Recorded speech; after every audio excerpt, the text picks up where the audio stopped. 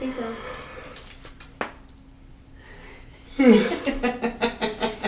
Oh my god. They lay on anything, I swear to God. I'm recording. For what? This is our podcast. Shit, okay. Fuck. I'm going to pull up a quick little sheet here just to keep me on task. I don't think it'll take too long.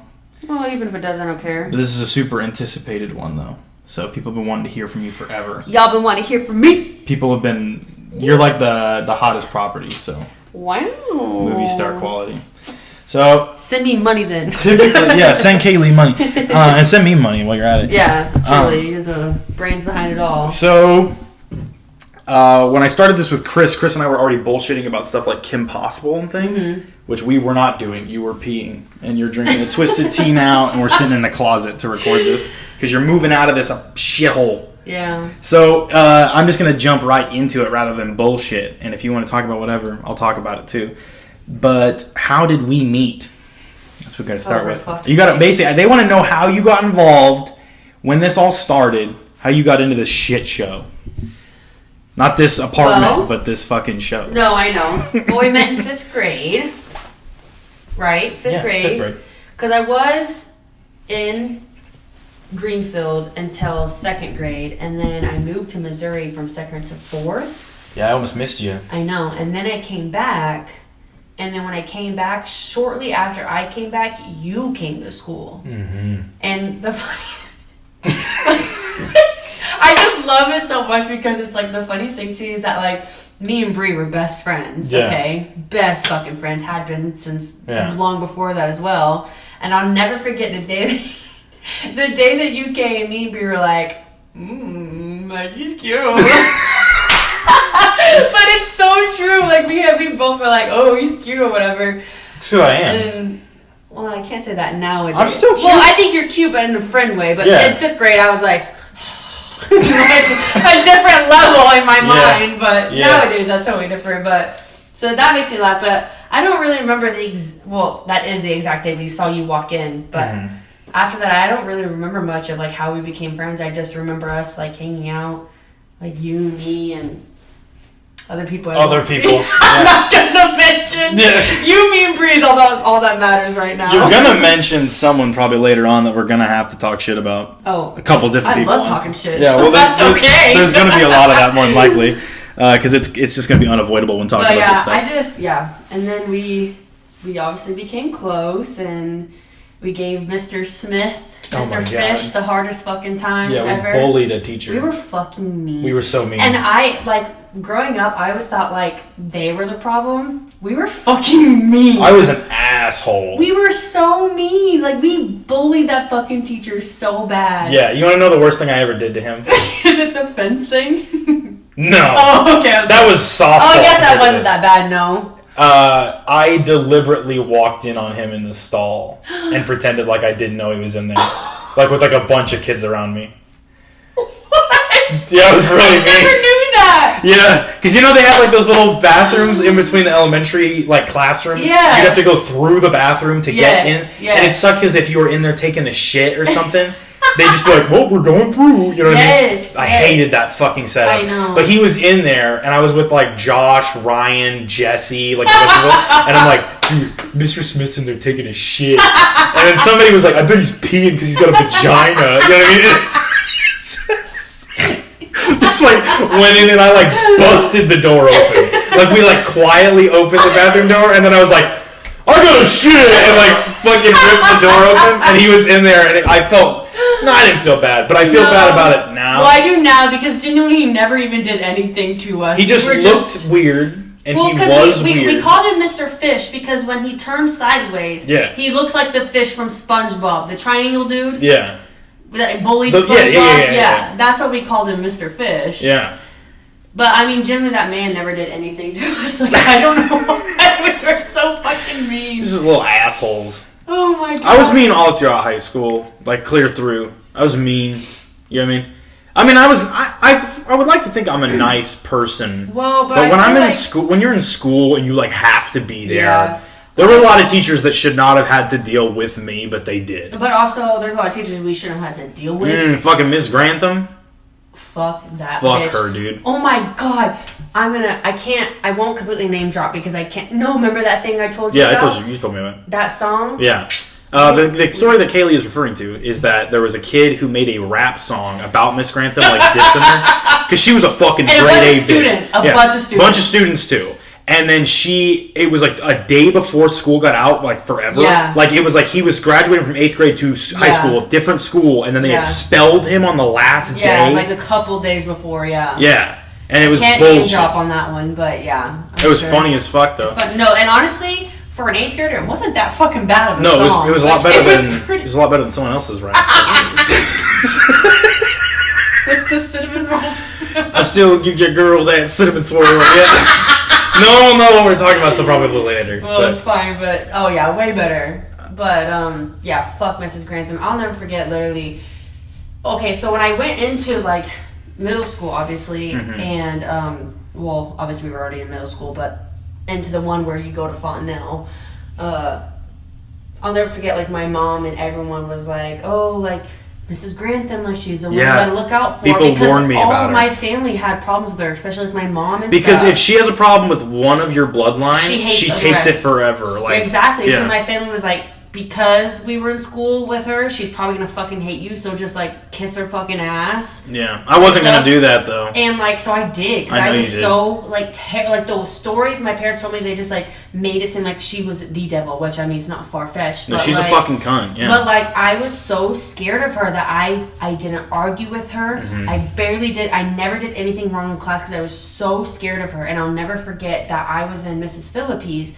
And I don't know if it was like study hall or some shit. I don't fucking know what it was. But I was working on math. And I've always been bad at math my whole fucking life. Same. And I was asking Mrs. Phillippe, but she was the English teacher. And she's like, you gotta go ask Mrs. Grantham. I'm like, God fucking damn it. So I go over there and I'm like shaking. And she's like, why don't you understand simple math? Like screaming at me. I literally started bawling. I literally just said, and then at the end of it, she's like, do you understand? And I just said yes, because I just wanted to get the fuck out of there. I just said, yes, I understand. I remember she barged into, I was in English class, like not even in her class. Because like that's the thing is like when you're not there, you're like not stressed about it. Right. But then it's like the rules are like about the boogeyman, like you tuck your feet underneath the covers or else he'll grab your feet. I was like in another class, felt like I was safe, and she barged in there to yell at me about an assignment I'd turned in. It's like, how do not like other teachers get pissed that she just like interrupts their fucking classes to torture some kid? Maybe they're scared of her too? Because she was like, any chance you turn this in, Griffith? And I was just like, I looked at the paper. She says, any chance you did that, is what she says. And then points at the paper to me, and it's someone else's paper. And I'm like, no.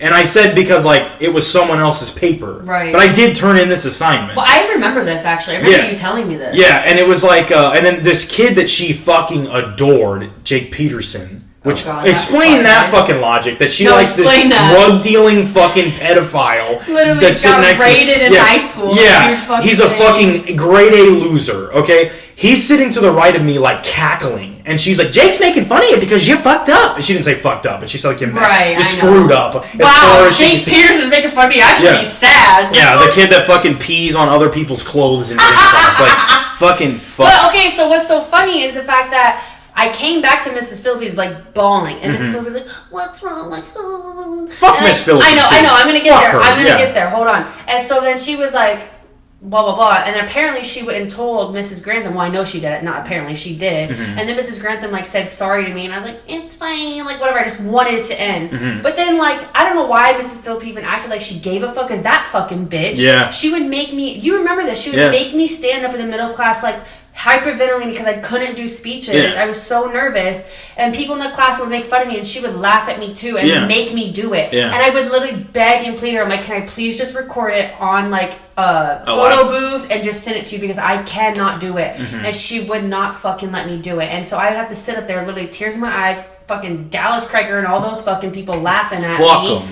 Who all peaked in fucking high school. Yeah, that's true. I won't name drop all of them. You've already named a couple of them. I know, but actually I really don't give a fuck, because fuck all of them. Yeah, fuck them. But, like, Yeah, so fuck Mrs. Philippi too. Like, genuinely. Yeah, I could get into a bunch of stories about her, but I know. It'd be just getting, like, super down the dumps. But you reminded me of something, is that you're really scared to give speeches. That's, like, one of your big fears is public speaking. But nowadays, I really don't have a problem with it. I was going to say, because you didn't really like doing Dante Graves Show stuff at the onset because you were so scared of cameras and I speaking. think doing Dante Graves has, like, helped with, like, my public speaking stuff, because now I really don't care. It doesn't bother me as much. Like, I feel like maybe if I was in college and I had to, like, give a speech in front of class, I'd be nervous. Probably. But if I was just genuinely speaking about something that I actually knew about or cared about, I wouldn't be scared. But when it's, like, something I'm being graded on, I think that's where it makes me nervous. Yeah.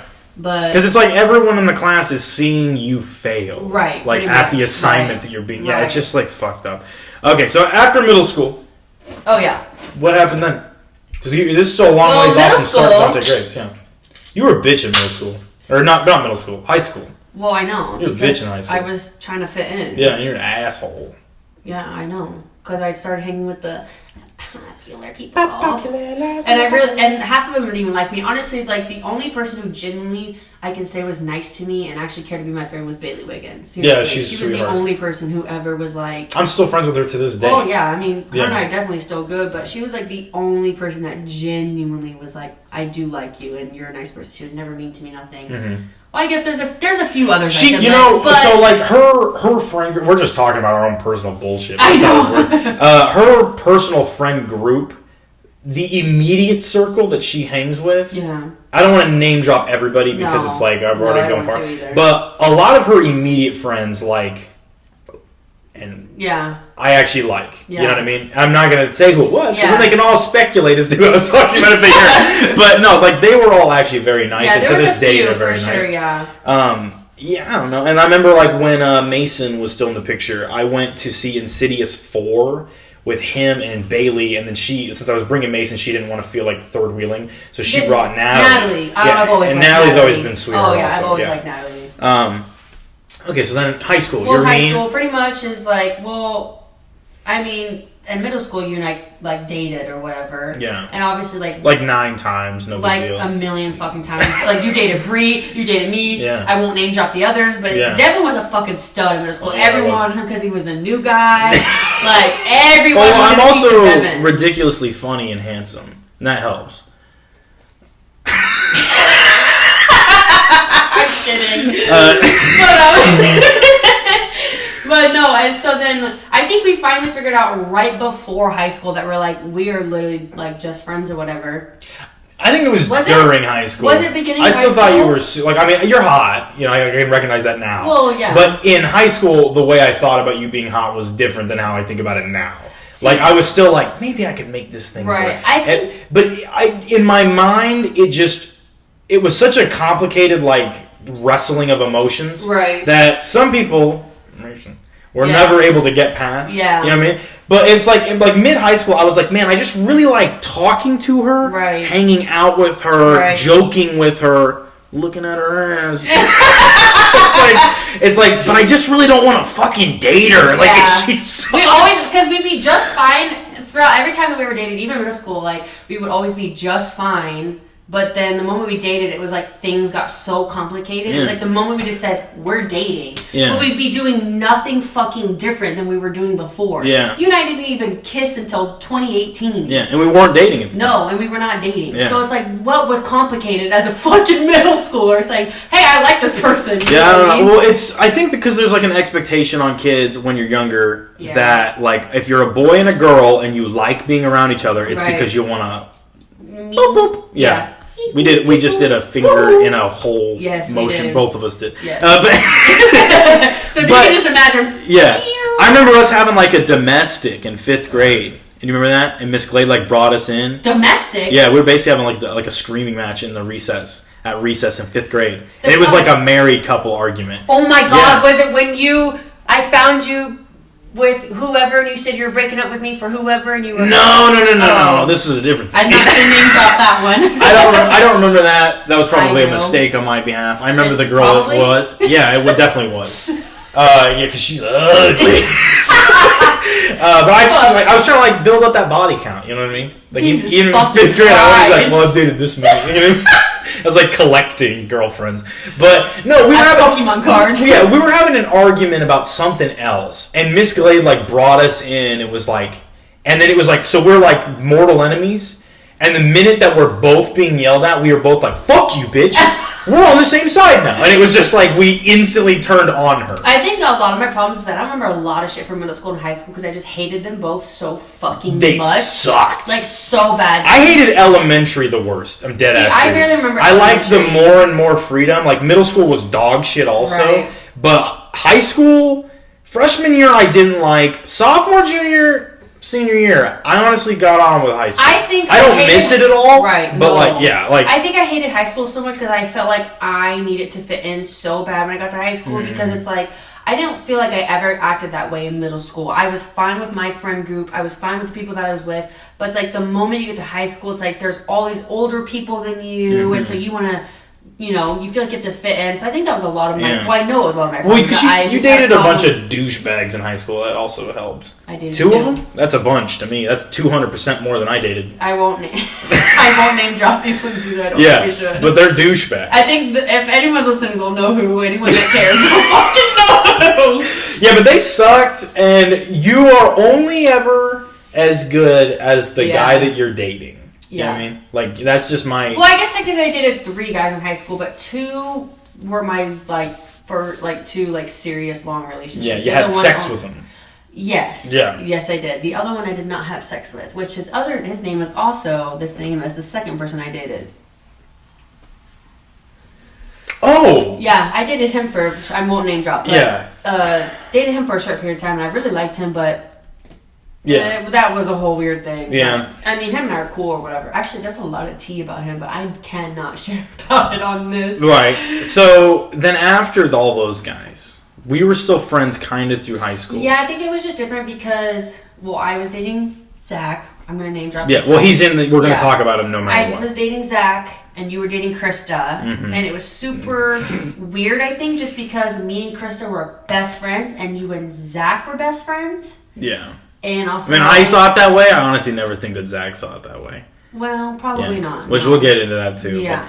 But and then it just kind of sucked because it's like, I feel like you and I were close, but not... Well, there was like this degree of separation because Krista was the most jealous you could possibly be. Like, a fucking titty could pop up on a movie, and it would be like a fucking argument would happen. Oh, I know. I remember that time at wrestling, I flipped out on her because you said that the wrestler was hot, and I literally was like, dude, shut the fuck up. And she got mad and cried in the fucking bathroom in her parents' basement. Yeah. I'm like, girl, because you're getting mad about stupid shit. Like, I have issues, and I get mad about Zach for a lot of things, but, like, not this fucking deep. Well, and he was also a conflict whore. Honestly, those two would be perfect for each other. Because they both are insanely fucking jealous, and they both cheat on people, and then they both fucking... This is roast. This is a roast podcast. I mean, is this just a fucking talk about everyone from high school? Yeah. But anyway, so you and I were still friends. It just, I think it was just hard because we were young and we cared about the people that we were with, so we like kind of push each other away in a little bit of a way. For the most part, kind of. Yeah, it was a different... Well, because you're growing, you know. Yeah. But it's like, once you get out of high school, then it was like it all made sense where it's like, man, why the fuck am I not hanging out with Kaylee? Right. Like, it was just like you'd come over and we'd watch fucking movies. That was when I got the apartment. Right. And I basically, like, lived there with you. Yeah, more or less. Yeah, like, and it was like you'd sleep in the same bed as me. Right. Like, constantly. Yeah. Without actually rooming with me. You know what I mean? And it was just... that period of time, I think, is what cemented it. Like, okay, Kaylee's actually going to be in my life for, like, ever. Right. You know what I mean? Because, like, people grow away after high school. I haven't seen a lot of people from high school. Well, but you and I made a promise way back in fucking, like, middle school that we would never be those people. That grew, who said, oh, I don't have time for you, or I have a lot going on. Like, we promised each other that way. I just told my mom about the other day. I don't remember what we were talking about or whatever, but I told her, I was like, we were talking about, I can't name drop this one. We were talking about and that situation, and then you just got brought into it, and I said, well, I just feel like there's no excuses, because, I mean, me and Devin, look at us, I'm like, we made a promise to each other in, like, fucking 5th grade, and we're still sticking to it. Yeah, we've had a period of times where we didn't talk for a minute, but... Yeah, we've had some arguments. Yeah. But the arguments I've had with you are way worse than any of the arguments I've had with those other people. You think so? Yeah. Like, one in particular was real bad. The one we were living together? Yeah. That one was terrible. It was horrible. I was just having a nightmare about it, actually, a couple days ago. Really? Yeah. But it's like, I know that because I've seen the worst it could possibly ever get, right, that you're not going anywhere. Right. Because of that. Like, it's like you know, this philosophy about like a sword. Like, the more you use a sword and like it sees violence and you temper it, it gets stronger. Right. But if you don't use it, then it eventually like it'll break or whatever. Right. Something like that. Where it's like, if you can have this horrible argument where it's like you say all the worst things you can possibly think of about that person to that person's fucking face, and you're still friends afterwards. Like, it's not that you have like a toxic deal. We'll never fight like that again because it was just immaturity at the time. No, we'll never. But it was also that we fucking lived together. Well, we lived together. Yeah. And it was, and like also like you and Bree had just started like kind of being a thing, like official thing. And I was also like on drugs during that time of my life. I was, and so just a lot of things conflicted there, and also just like the people I was hanging around were not people that you liked, mainly because of the people that I was doing drugs with. Yeah, I didn't like them. So like just a lot of things conflicted, in the whole Bailey fucking thing was another fucking... Not Bailey Wiggins. No, not Bailey Wiggins. Some other asshole. Bailey Webb was his name. That motherfucker. Just some fucking bum I let live there for some reason. Yeah. Yeah, and there was just a lot of things going on, but also honestly in that time we were still growing up. Like we were like a year out of high school. I mean, yeah, it was not that long. Yeah. So it was just like, and it's also, even with that horrible argument happening, I still reminisce about like living with you, how comforting it was to be able to know that you were just right down the hall and stuff like that. So I don't know. The only thing that wasn't comforting was listening to you and Bree fuck. Yeah, you told me about that once. I'll never forget. I was so fucking mad because I was like, because at first I didn't know what it was, and I'm like, what the fuck is that? And so like my door's open, right? Yeah. And I'm just on my phone, and I'm like, what is that? And then I listen, I'm like, oh my fucking God. And I remember I slammed my door. I slammed it not because I was necessarily mad, but just so you guys could like get the hint that I could hear you and to quiet it down, because your room and I were back to back. Right, we shared a wall. Yeah, we shared a wall. So then I remember... Y'all didn't get the hint, so rambunctious. I turned on my music in my room, and I turned it all the way up. I turned my fan on, everything. I was like, I do not want to hear two of my childhood friends doing the dirt. I don't want to hear it, alright? I did not want to hear it. And it is scarred in my memory forever. You also complained about my TV a lot. Well, I think it's just... Because I would fall asleep to, like, cartoons. And I couldn't. And I would hear it through the thing, and like, I'm just someone who... I have to sleep with a fan, and that's it. I can't listen to other things. Yeah. Like, the other day, when I was staying the night at your house, I could tell that you were up because I could hear the TV through the room. Yeah. But it's not as bad as when we lived together, because those walls were really fucking... Yeah. I remember you coming in, and you were losing your mind because... And I, like, was, like, asleep as you were yelling at me. Because I was watching Aquaman. Oh my... And on repeat! Yeah, it was... The fucking theme song was on repeat! It was the Aquaman cartoon from like the 60s. I remember the name specifically. Yeah, because you were like, you came in and you're like, all I can fucking hear is this thing talking about fucking Aquaman! Yeah, and then you came in and you turned it off, and I like zonked the fuck out after you yelled at me. And I was just like... Well, she's mad about something. Like another thing we fucking argued about was because you get hot easily and I get cold easily. Yeah. This motherfucker would have the AC on during the fucking winter. Yeah, and this fucking bitch would have the heat on during the fucking summer. And then I never forget, I'm like, put a fucking AC in your room if you're so fucking cold. And then you ended up pushing it out your window and on the ground, and I was like, yeah. Like, we just can't live together. We never, well, obviously we won't now. Yeah, it but doesn't like, work. It was never going to work. We live very separate, like, very differently. Yeah. But you lived, it seemed like a good idea because you got an apartment across from my apartment initially, and there was that fight with what's-his-nuts.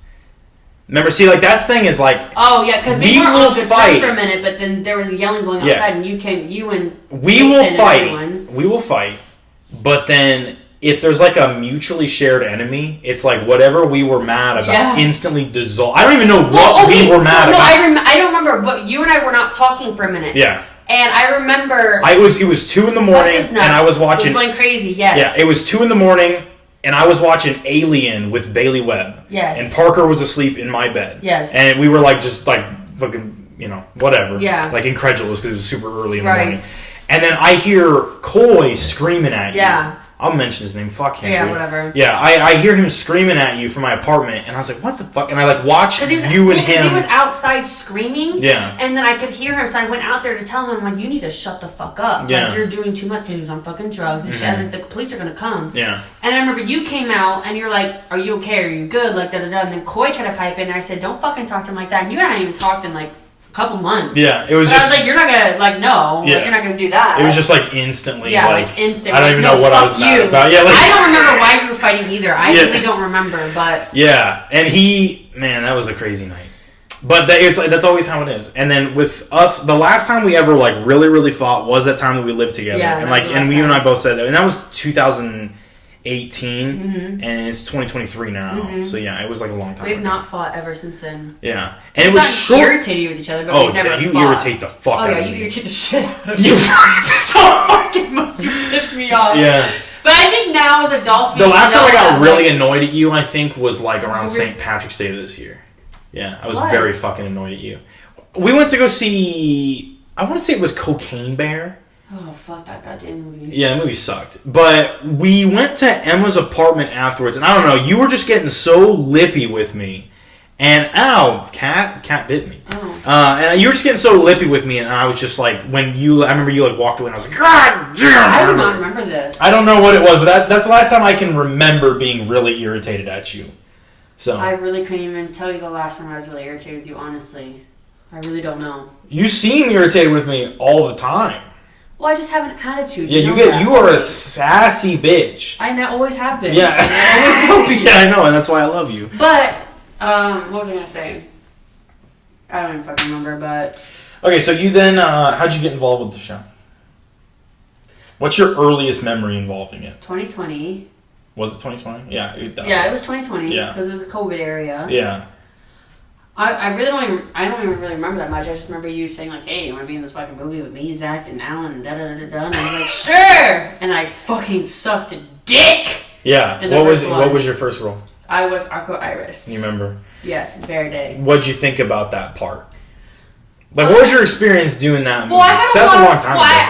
I honestly had a lot of fun. Like, I was really nervous just because I had never acted. I'd never, like, done any stunts, like, nothing. I never really helped you with filming. Like, I only ever supported your filming, like, through middle school, high school, and, like, watched you and all that stuff. And, I mean, we did video game club, but I didn't have to act a certain way. That's right. I have those videos still of us hanging out. Yeah. But, like, so I was really nervous, but I had a lot of fun. Like, it just was... In that time, I don't want to reminisce too much because fuck half these people, but like, in that time it was a lot of fun having like Zach and Alan and Parker and you and me and Mason and all that. It was just fun, and it was fun that like Parker was like, I remember because he was teaching me a bunch of moves out at the fairgrounds and stuff, and I enjoyed that, but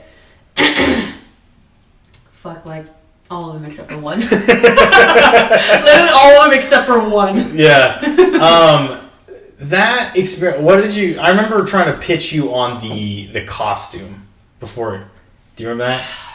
I fucking hated it at first. I remember. I fucking hated it. Because I was like, look, okay, so you know... He showed me and I was like, what the fuck is this? Yeah, I was like, so you know Mortal Kombat? Because you love Mortal Kombat. Yeah, I do. And so I was like, and we played it all the time. Oh, so I thought that would be a good way to like show it to you. I'm like, you know how in Mortal Kombat, all the girls are like, wearing like basically nothing. And then you play it in my YouTube video? Yeah, and you were like giving me this look like you were just like bracing for what I was about to show you. And then I showed you Sonya Blade's outfit from like the first game, and you were like, this like look fell over your face. I'm like, oh, she's not gonna do it. But then you were like, okay. And then after that, I progressively just did more and more and more for you. Crazy shit. Well, there's no one who's done anything more than I have done. I said that before. Like, 9 times out of 10, you're like, can you do this? I'm like, yes. Because Parker or whoever, they'll do like stunts. Right. Which are crazy. But I did a lot of messy stuff. You did a lot of messy and, stuff? Sexual stuff, embarrassing stuff. Yes. Like, I like... Wedgies, de-pantsing, rolling around in a fucking fermented pool, rolling around in the mud. What's the worst thing I ever had you do? The mud fight with Parker. That's what I mean, is like... Most people, I think, would watch it, and they'd say that it was, like, one of, like, the Wedgies or something. No. And it's like... That mud fight was brutal, because... So there was a pond... Yeah. Or, no, it wasn't even a pond, it was the river behind my old house in Des Moines. And since that year there was not much rain, the river had... Like, dried out. So it was nothing but, like, really muddy area, but it wasn't muddy like you would think. It was super, it was like, okay, what is that substance where you hit it really hard and it's soft, but if you put your hand in it, it's like liquid? What is that fucking called? You know what I'm talking about? Quicksand? No, it's not quicksand. It's like, clay? No.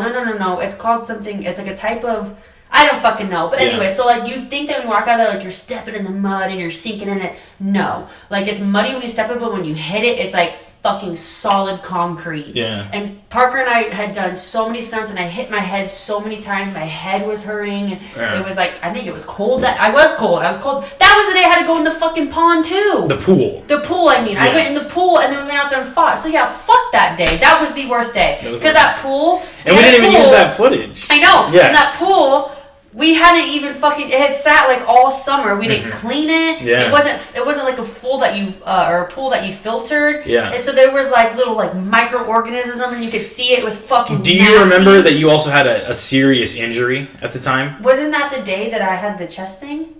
That was when we tried to shoot it the first time. Okay, but I do remember, what was my serious injury? You had like a 3rd-degree burn on your ass cheek. Oh my god, yes! Because Yeah. I went to this rooftop apartment, and my friend at the time knew knew some people who lived there. Mm-hmm. So we had the code to get in, so we'd go up there, and there was like this little fire pit in the middle with glass surrounding, like a fancy little fire pit. And I sat on the ledge thinking that I would have room, and all of a sudden I just hear... You heard it was like a and cartoon. I was like, motherfucker. Like, it was like literally like in a fucking movie. And then I had that giant burn on my ass. Yeah, I saw Luckily, it did not scar over. It did, like, originally, but it went away, so there's nothing on my booty cheeks now. Yeah. But it actually just came up on my memories, like, yesterday on Snapchat, like, 3 years ago, whatever. Do you have a picture of it? I do. Like, that's, like, not, like, super graphic? Yeah, I can cut it, too. Send it to me, because I want to pop it up when you're telling the story. Because, Okay, like, I remember you did that, and it was, like, the water of the pool was, like, irritating your ass. Yeah. And like so everything. you, between shots, would, like, pull your pants down. I had to, because the so chafing bad. of the pants against your ass. And it was huge. It wasn't small. It was huge. Because remember, it was, like, shaped like a dinosaur almost. Yeah. It was, like, such a weird shape, but it was massive. Yeah. And it was terrible. It was hell. And it's, like, it's funny now, but at the time, I really did feel bad for you. Oh, yeah, it was agony. Yeah. It was fucking agony. Imagine just having a giant burn on your fucking ass cheek and you're wearing pants and everything throughout the day and it's rubbing. Mm-hmm. And then you get in a nasty-ass pond and then you fucking roll around in the mud. Fuck that day. Yeah. What was the second worst day? Second worst day. I don't know. That one really sticks out to me. I really can't think of the second worst day. Because you really don't like doing fight scenes. And you really don't I have to be in like a very specific mood to do it. Yeah. I think... I don't know. Because the one with Tucker wasn't that bad. I didn't have that bad of a day. I was having a good day that day. The one at the... At the playground? Yeah. Towards the second half of that, was not having a good day. Oh. Because of both of your attitudes. Well, to be fair, we had been filming for 8 fucking hours. Yeah. And we were tired and we were sweaty. And I get it. And we were rolling around in that mulch. And Yeah. we were dirty and dusty. It was super hot. It was super fucking hot. Oh my god, the sky is so pretty. Look at it. It's purple and blue. Let's take a look. Oh, yeah, it is. But for me personally, that day wasn't that bad. I can't think of a second day. What do you think of my second day is? Because I think you have one. I don't. I mean, there's... When we were filming, like, Tubby the Clown, you were, like, really burnt out by the end of it, and you yelled at me. Okay, that is also... You yelled at me after I'd gotten punched in the mouth, and was, like, bleeding out of my mouth, and then you came out and you're like, I want to go home! Okay. And I was like, really... We started filming at 11 a.m., and it was 1:30 in the fucking morning. But you were sleeping! I couldn't even sleep because I could hear you guys filming. Mm-hmm. I didn't get done filming until, like, midnight 30. Well, that's why I don't like to cram it all in one day, but that's what everyone always insists on doing, is because, like, we did Tubby the Clown all in one day, and it was exhausting. And everyone fucking hated it, you know what I mean? Yeah. And it's exhausting for me, too. Like, it's not fun for me to go out there and do that stuff. No, it's, like, hard, yeah. you know? It's fun to watch it afterwards. Yeah. That's all it's fun. Every other aspect of doing it is not fun. I really can't think of, like, the second day, or the second worst. Like, I don't know. I think that you specifically really hated, past tense, playing Vanessa. Oh my... Okay, yes. Because you specifically... hated that. For anyone that was a fan of that character, Kaylee is the reason that character is dead. Yes. Because she specifically is like, kill this bitch. Because she was supposed to be like this preppy, popular bitch, and I'm just not that. It was you from high school. I was hardly even that. I was trying to be that, but I was hardly that. Well, you convinced me, so I based that character off you in high school. I'm not, nowadays I'm not that person. I can't even act like, I can't even pretend to be that person. It was fucking agony. I hated it so fucking much. Yeah. I hated it. Yeah. I like Gwen a lot because I basically am Gwen. Right. You don't dress like Gwen. I don't dress like Gwen, but her attitude and everything else is me. Right. So it's the easiest for me to play. What about Arco? I did like Arco. Arco didn't have to like talk much, so it wasn't that hard for me. I don't feel like. I feel like when I first started playing her, it was just hard because she has so much. She has so much physical stuff to do. Yeah. And so it's like you struggle with that stuff a lot, also. Yeah. So it's like as long as you know like kind of the direction that fucking cat. I wish they could have seen what that was. I know that was funny. Kaylee's cats are just too fucking cute. No. Okay, so you did Rotting Corpse Jack Carver. Mm-hmm. What was the next thing I had you do? You're asking the wrong. It was, I know what it was. It was Horror of Dr. Arachnoid.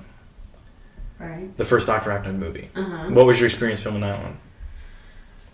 Well, it wasn't too bad. I mean, was that the first one was the night we ran into all those issues with those people, right? Creston, yeah. Oh my fucking god! Because we did film in Creston because I was living in Creston at the time. Yeah, right? lived with your grandma. I was living with my grandparents. Yeah.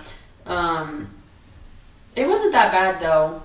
I think I was just nervous just because I know Creston people. Yeah. But like filming like us wasn't bad. It was just other people. Yeah. But I had fun during Arachnoid. Did you? Yeah. That was the one where we were getting like basically harassed by people on the street. Like go ahead and do it. Yeah, we're at a corner and we're about to film the scene where Vanessa's skirt gets ripped off, which is like the and we're like downtown Creston, which it's not like a city if you know. And we were doing it on like a Tuesday night at like 3 a.m. Yeah, like where it's most dead. Yeah, and there's a dude that's like just waiting for us to like do something. Yeah. Where I was like, well, we'll just wait for him to leave, and then he yells on the street like, "Go ahead and do it." Yeah, and we're just like, no, and then we just go up and then we like wait for him to leave, and we turn around and he's just gone into thin fucking air, disappeared. He was probably an apparition, of some kind. Probably doesn't even exist. But then there was those people when we were at McKinley Lake. Yeah. That were driving their truck towards us like they were gonna fucking hit us. Yeah, and then they stopped and put their high beams on and us, then just like stared at us, and we're like, I thought we were about to get raped. Yeah. The both of us. Honestly. What would I do to stop them? What if like there was like 6, 7 foot tall rednecks? They would have just human centipede us. Yeah, they would have. And then there was the guy in the alleyway, which actually we were the ones being the weirdos, which you said. Yeah, we were running around with like spider masks. Yeah, we had all this crazy shit on, and this poor guy's just, I mean, I think he was a crackhead, but dude, he was like minding his business. He's just riding his bike, and then here we come around the fucking corner with this spider mask. And we're like, what the fuck? We about killed him. Like just by fear alone. Yeah. And then he came back around because he was interested, and we're just like, oh, like da-da-da. He was nice, and he didn't do nothing. He wasn't like rude or anything. He was just interested in like, what the fuck are these people doing? This thing is rattling against the wall, and that'll come up on this. Oh, sorry. Yeah, you should remove that. There you go. Well, I'm not gonna remove it. I'm just gonna not sit against the wall. It's fine. And then, okay, so after Dr. Arachnoid, what was the next thing I had you do? Devin, you're asking the wrong person. I don't fucking know. Well, I've got a list right here. Oh, of course you fucking do. I guess after it was Return to Lock's Grove, First Lock's Grove. I never did anything in Return to Lock's Grove. No, you did not. You don't like Lock's Grove. You're scared of ghosts. No, I'm not gonna fucking go there. Yeah, and Kaylee. Play in a cemetery and then go into the church? Fuck no. Why you bitch? Not you're superstitious. We'll get into your belief in the supernatural soon. You were in Dante After Dark really briefly. You probably don't even remember. That is my favorite episode still to this day. No, it's not. You like Darkly Dreaming Dante. That's what it is. We'll get there. Okay. Okay, so next you were in Samhain. Do you remember that? No. You don't remember that? Is that the one where me and Dakota had a fight in the basement? No, that's Darkly Dreaming Dante, yeah. No, I don't remember. Yeah, she was really trying to remember. Samhain, you played Vanessa again. She gets kidnapped by Jack. Like her car breaks down. Do you remember this? No. Because then it's iconic to the fans because you get picked up on Parker's shoulder and just straight up crotch shot city. Like crotch shot city. And I did it for free. Well, I mean, no, for fucking free. Yeah, you got food. Yeah, but at the cost of what? My coochie, my booty on YouTube, bitch? You had underwear on. And then that was when you left because you wanted to go to a party. So you leave, and then you go home all the way to Des Moines. and Dakota left her shit in your car. And then y'all were mad at me. I was not. Okay, Dakota was mad at me, and I was like, bitch, you're the one Dakota was mad at you. My car. Dakota was mad at you because she could read my energy, how annoyed I was with her for doing that. Right. Because she didn't have a vehicle. No, she did have a vehicle. But she didn't want to drive to Des Moines to get her stuff. Yeah. And I was just like, okay, well, because you filmed for me, I will drive you up there to get your stuff back. Yeah. And it was super awkward because y'all came in with costumes on and I had people up my... Yeah. We finished filming Samhain and we showed up like it was a Halloween party. Like a Halloween party. It was like, what, fucking summer? No, it was October. Was it October? Okay, so it's a little fitting then. Yeah. But like, what were you guys in? Because like, I can't even remember, but I just remember everyone dressed... She was dressed as a witch, right? She was dressed as a witch. Parker would have been wearing like the leather trench coat of Jack. I was in the Winnie the Pooh costume. Yes, that's what I remember. And y'all, this has been like nothing about it. Well, I couldn't change out of the costume because I didn't have pants on underneath the costume. Right. It was just t-shirt and undies. So I was like... So like y'all some fucking trick-or-treaters. Yeah. And we were there to get her bag of shit, And you were fucking sloshed. No, I wasn't. Yeah, you were. No, I wasn't. We got up there and you had like speed ran intoxication. No, I wasn't. It was like an hour later and you were like... I do not recall. Okay. Next was, so you don't have any opinion about that one, probably. No, not really. Barely remember it. Toolbox Killer Part 2, you were not in. Yuletide. Fuck you, Dagan. Fuck you, Dagan. Yeah, Dagan, he can lick We're name dropping this motherfucker. He can lick my balls. He wants a name drop on Facebook. He can suck my fucking taint. Fuck that man. First of all, okay, we want to get into it. We can get into it. Yeah. First of all, he's a fucking weirdo. Yeah. Second of all, the whole Dakota situation, moving her out of fucking... Bring it up, because I've never told this story. Okay, so... Yeah. Here, wait till Dark with Jimmy and Dante, actually. Okay. Because we're about to get into it in a second here. Yuletide, first of all, I hate the fucking winter. I hate the snow. We filmed 8 hours that day. Specifically 8 hours, I remember. And I was freezing my ass off. I'll never forget, I had like fucking snow pants on, 3 pairs of socks, snow boots, gloves, everything, trying to keep me warm so I could finish this filming, but even then I was still so fucking cold. And then I had to do a pretend rape scene with someone who was actually like kind of rapey, so like... So, that scene, how did I convince you to do that? Do you remember what I said? No, I don't. Was it uncomfortable to film? Because I don't remember it being the case. And I was not going to shoot it if it was going to be. No, I didn't know what I know about Dagan. No, it was not uncomfortable because we didn't know what we knew about Dagan and like how he was and stuff or whatever. Yeah. So in the moment, no. Because even, okay, I'm just talking about that day because even Dagan was like, I don't know how comfortable I am with doing that. And I said, well, if you just do it this way, like it doesn't make me uncomfortable. We can do it like, we can just insinuate a RAPE scene. Yeah. But we're not actually going to be like making noises or doing whatever. And I didn't want it to go there. I was just trying to show that he is a rapist without having to depict rape to do it. I think I was okay. I think it was just obviously going to be awkward no matter what because I'm laying on a fucking haystack with my fucking legs damn near wide open and this man on top of me. And your ex-boyfriend there. You would forget about that. But Zach, was he there? Zach was present. I remember because in the behind-the-scenes stuff... Remember when you made me and Zach make out? Yeah, for a fucking movie? If you ever use that footage to this day, I swear to God, I'll kill you. I did use it. You watched it! Don't be pretending like you didn't see it! In the special edition of Return to Dr. Arachnoid, it's in there. I do remember you showing this actually now. Yeah, oh my fucking... I want to bang my head against the fucking concrete! Yeah, we'll get into that. I know. Let's talk about Yuletide for right now. No, the only things that sucked was just that it was cold and that's really all I remember is I was freezing. Oh, was that the day your fucking grandma made us like 4 batches of fucking cookies and like 3 batches of fucking hot chocolate? And I'm not saying I didn't, appreciate it. I loved it. But like the moment I was done, she's like, "You want more?" And I'm like, "No, I'm good." And she's like, "Yes, you do." And I'm like, "I'm fucking full on sugar cookies, full on fucking."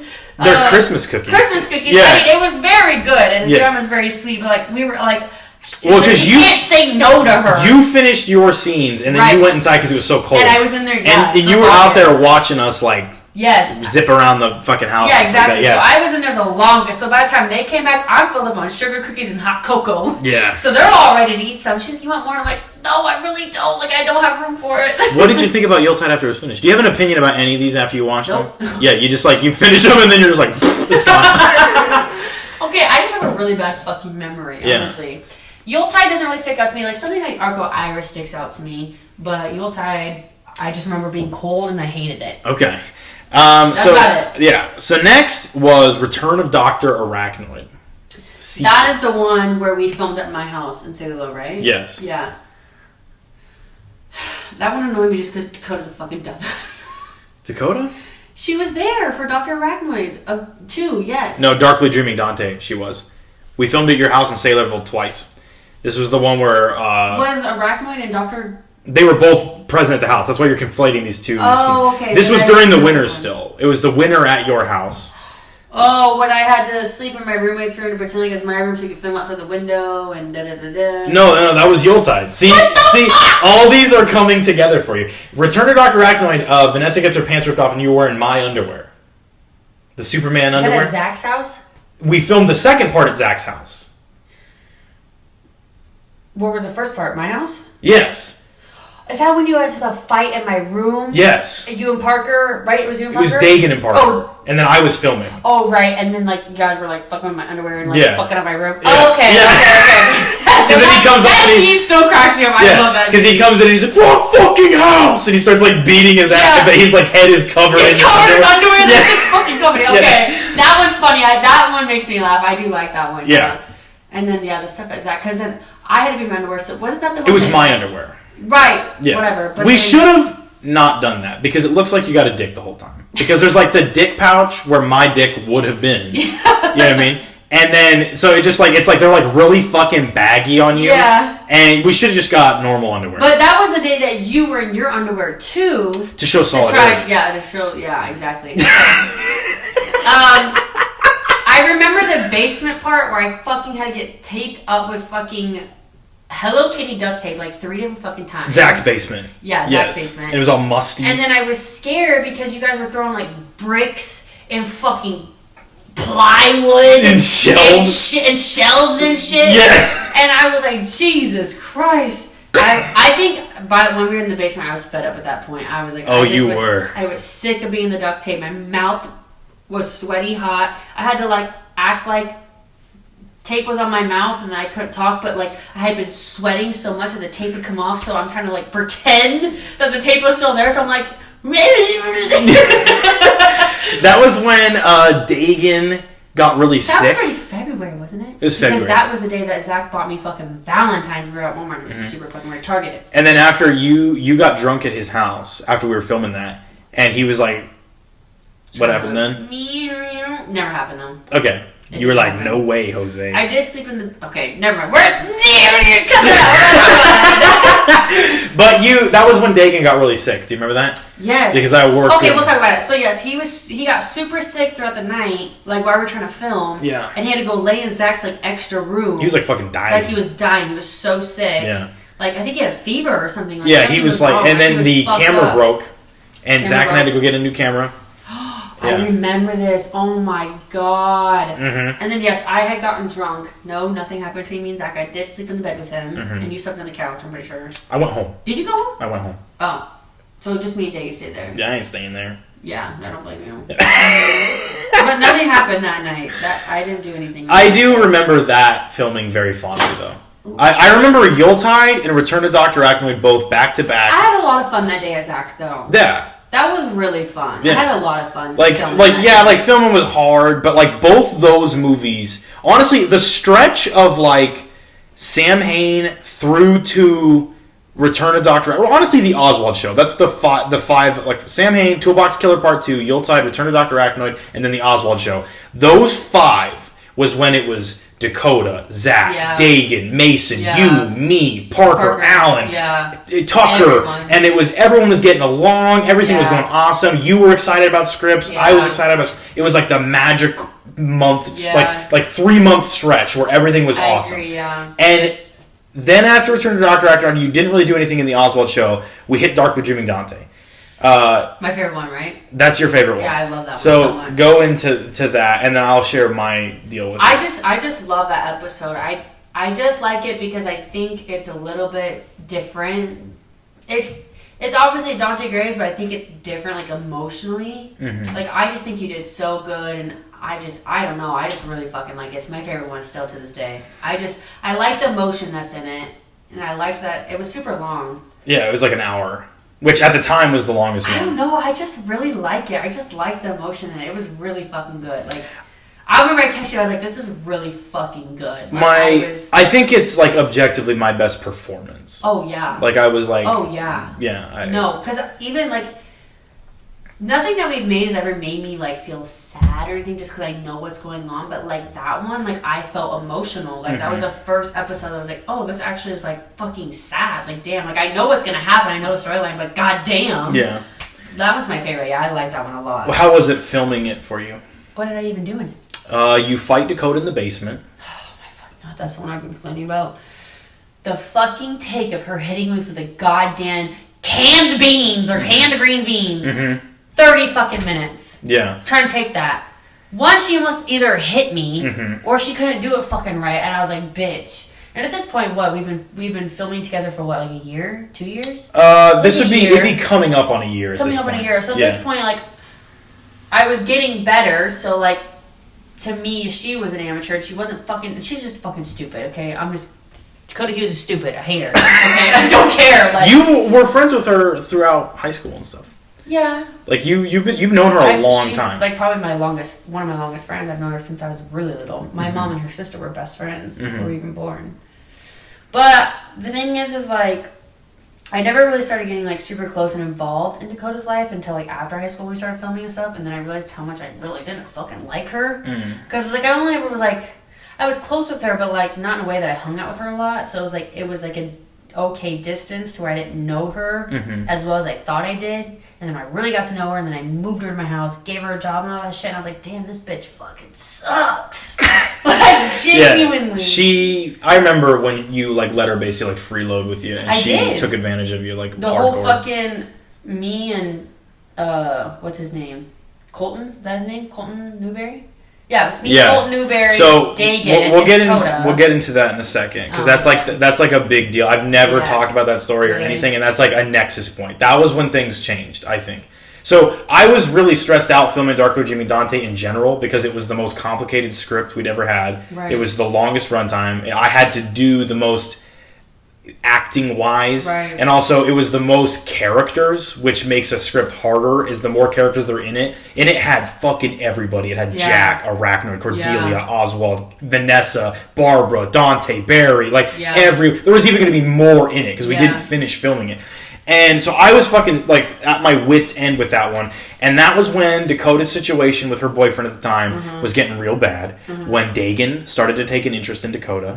When Dagan started staying over at my house a lot more often. And I'd see a lot more of the both of them more often.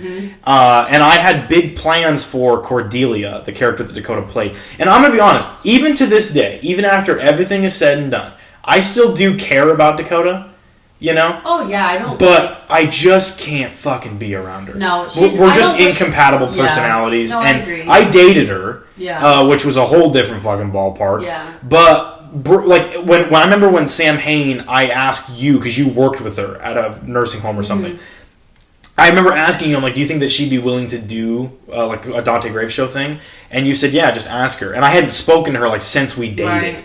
But I'm pretty proud of the fact that most of the women that I've dated have, like, a positive opinion of me. So I was like, hey, like, would you want to be doing this? And she was, like, all about it. Like, it was, like, a reason for her to get out of the house. And honestly, she was a good Cordelia. She was amazing. She was good. Yeah, like her performance is awesome. Yeah, you know? No, she did. And I think that's why it drove me up the wall that I couldn't get her to focus on it. Yeah. Because I'm like, you're so good as this character. Yeah. Like, please just do it for me because I've got such big plans for her and for you. Right. And I liked working with her. Yeah. Like, doing the movies with her. It was everything else about her that I couldn't get down with. You know what I mean?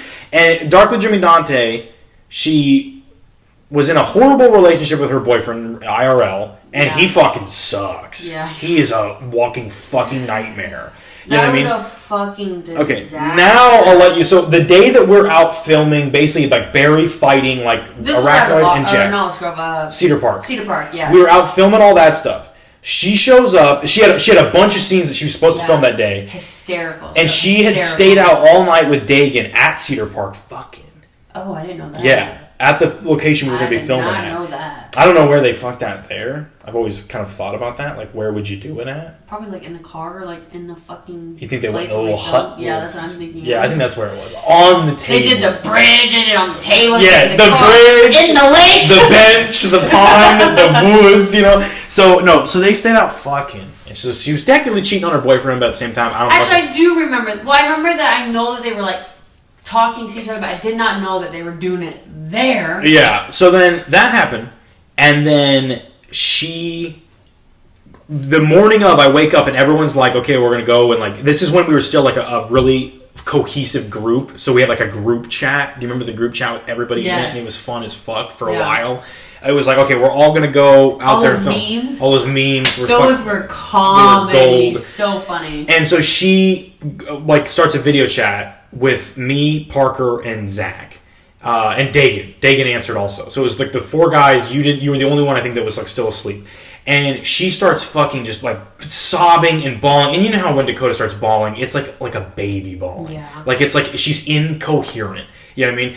And she's talking about how her and Wyatt are breaking up because she stayed out with Dagan and all this stuff. And I remember as she was screaming at us, Dagan just sat there with this like plain look on his face. And it's like, motherfucker, you are the cause of this. Right. Console her. Yeah. Do something. And he didn't. Yeah. And eventually I took charge and I was like, okay, Dakota, calm down. I'm like, you don't have to film the scenes today. It's not fucking important. We'll figure something out. I'm like, right now, I'm like, get a hold of Kaylee or somebody and you get your stuff out of the house and you can take your stuff to my apartment. You can live at Kaylee's because you had already said if you need a place, you can stay in my basement. I talked to my roommates and I said, hey, like, I need a friend that, you know, she needs to stay. Can you stay for a little bit? Like, it's not going to be permanent. Like, everything. Yeah. Like, and so we were basically just like, we will take care of you. Yeah. And so then we're out filming and she shows up at Cedar Park and just derailed the whole fucking thing because she's like hysterical. Yeah. And so then Dagan didn't really give a fuck that day. So I was like, Dagan, go take care of your girlfriend, even though it's not his girlfriend or whatever. Right. So he goes over there and then eventually, like after we finish filming for the day, everything's all good.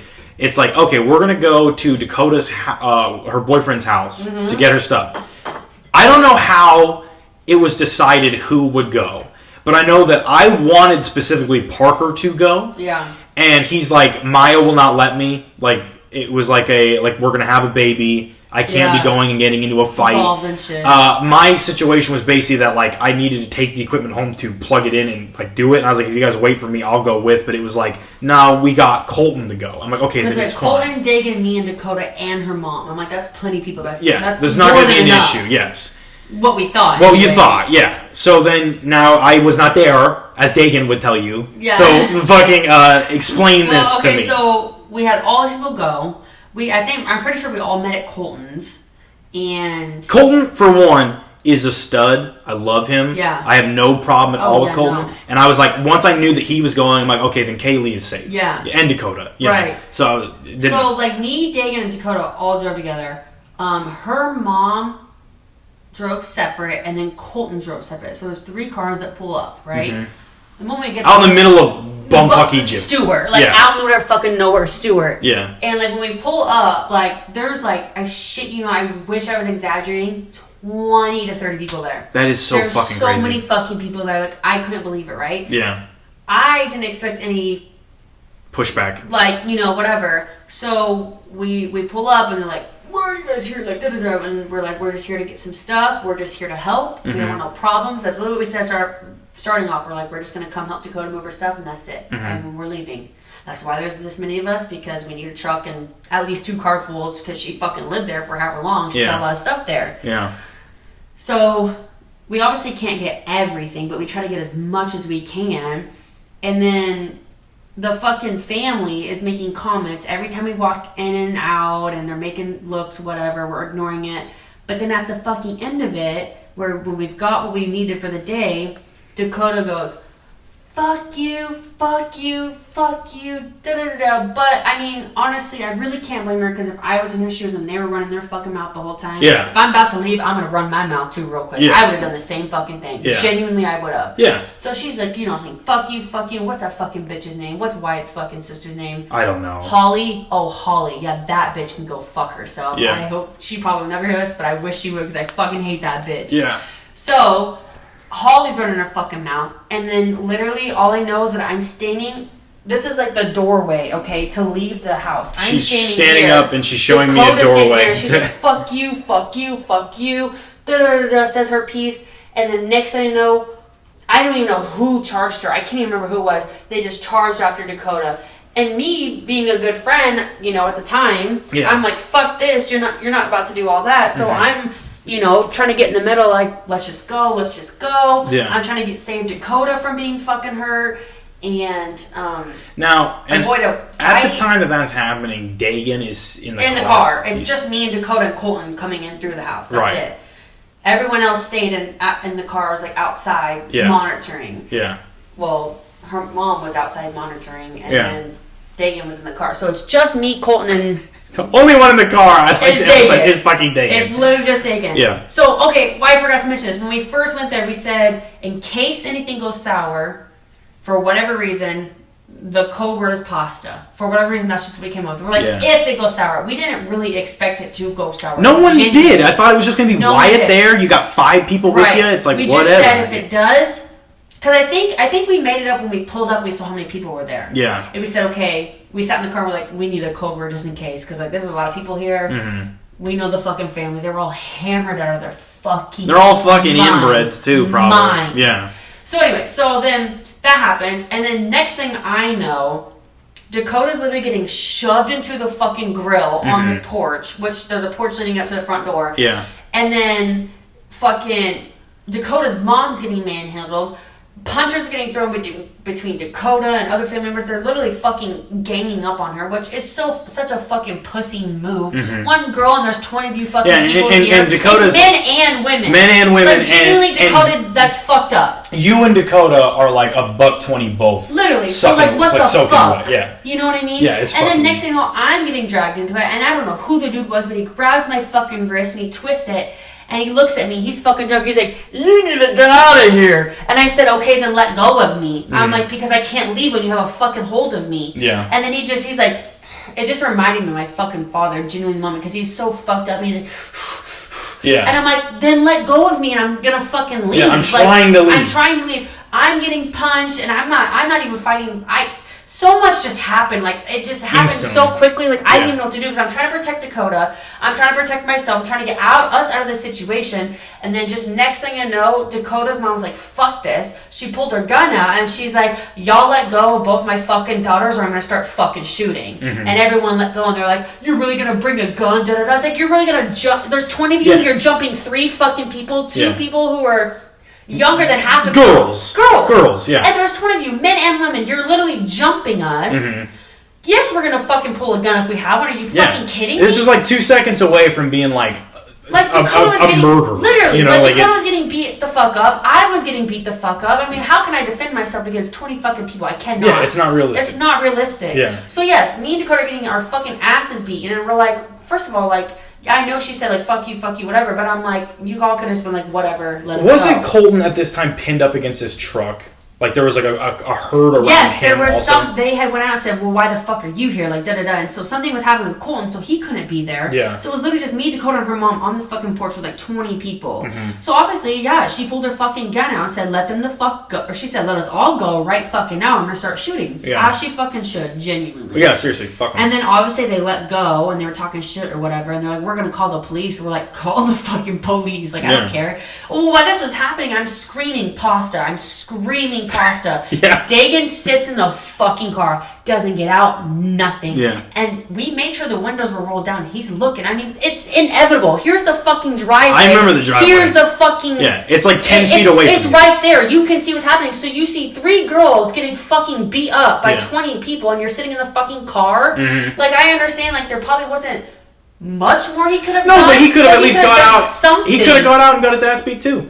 I mean, seriously, just sitting in the fucking car. Yeah, and then, so that happens, and I'm at home looking over the footage of the day, and I get a phone call from, was it you that called me first? I called you because, so we left, and then we went back to Colton's. Yeah. And then we couldn't leave because the police came to Colton's talking to us and asking us for statements and shit. And they only wanted to talk to fucking Dakota and her mom. And I'm like, no. I was there too. I'm like, you're going to ask all of us. Yeah. I'm like, because it wasn't just them and it wasn't just them there and it wasn't just them who got fucking beat up. Yeah, they were trying to treat it like it was like a Dakota and a dispute with her boyfriend. No. And not like why he wasn't even there. He wasn't even there. It was all of his family and that was it. Mm-hmm. He was nowhere in fucking What a fucking sight. pussy, dude. Yeah, what a fucking What pussy. a fucking little whip bitch, Little whip fucking country hickback fucking tobacco chewing bitch. Yeah, fucking pussy.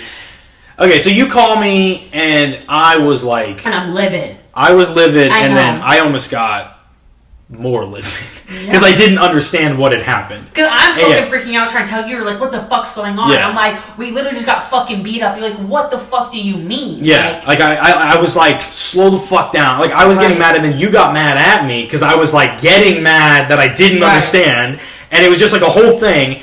And so then the minute that you're like, I gotta go, I called Dagan. Yeah. Because I was like where because you the entire time you were telling me, I was like, where was Dagan during this? Yeah. And you're like, he was in the car. And I'm like, no, slow down. I'm like, this fight happens, and he was in the car, and then what happened? Like, no, he just was in the car. Yeah. And I was I fucking lost my mind. Because the entire reason him and Colton go with, not that I thought Dagan was going to go in there and slap box. No. But if it was just something happened. Yeah. Get out at least get us out. And de-escalate it or something. Exactly. You know? And so you tell me that, and I'm like, fucking pissed. So I called Dagan, and when I remember everyone comes back to my apartment afterwards, and I'm in my office, and he stood in my office, and he was like talking about the whole thing as if it was like this really goofy, wacky thing that had happened. No. And he's like, so the code word was pasta. And it was like explaining it to me. And the entire time I'm sitting there with like this infuriated look on my face.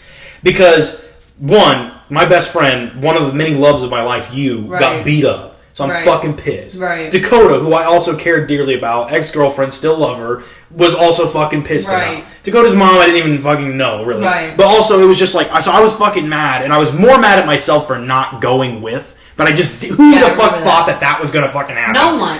And then I remember the part where I about fucking goozled him, like in my fucking office, was because he's like, well, because I was getting mad at him. And he's like, well, if you were there, you would have done the same thing. No, you fucking wouldn't have. I know that for fucking sure. No, the fuck you wouldn't have. No. It's your opinion.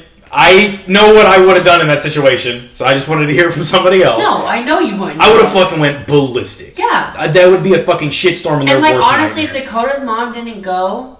Who knows what would happen to me? Seriously, if she didn't have a gun, they could have just beat you two to death. Like literally, because it was getting so fucking bad. I just remember it was getting out of hand fast. Because I'm like, it's a group of drunk fucking inbreds out in the middle of nowhere. It's 3 girls, 2 small girls who cannot defend themselves. 1 fucking pussy sitting in the car. Yeah. Colton can't do it all himself. Because I think Wyatt's dad or whoever, like the 3 people were over at his truck, like whatever. Yeah, there was like a confrontation happening with him, and then it's like Dagan just like slouching down in the fucking car, calling the police. What the fuck are the police gonna do when you're 18 fucking miles out in the middle of fucking Egypt? In this moment, they're not gonna do anything. Yeah. So when he said that to me, that is the moment. No matter what happened after, because there was a bunch of other shit that happened after, but that was the moment that I was like, I really do not want to fucking be around Dagan. I don't want his help. I don't want to ask him for help. I don't want him to come over. I don't want to fucking hear his fucking stupid monotone pussy voice. I have to pee so bad. I'm so sorry. Go pee in that bathroom right over there. I am.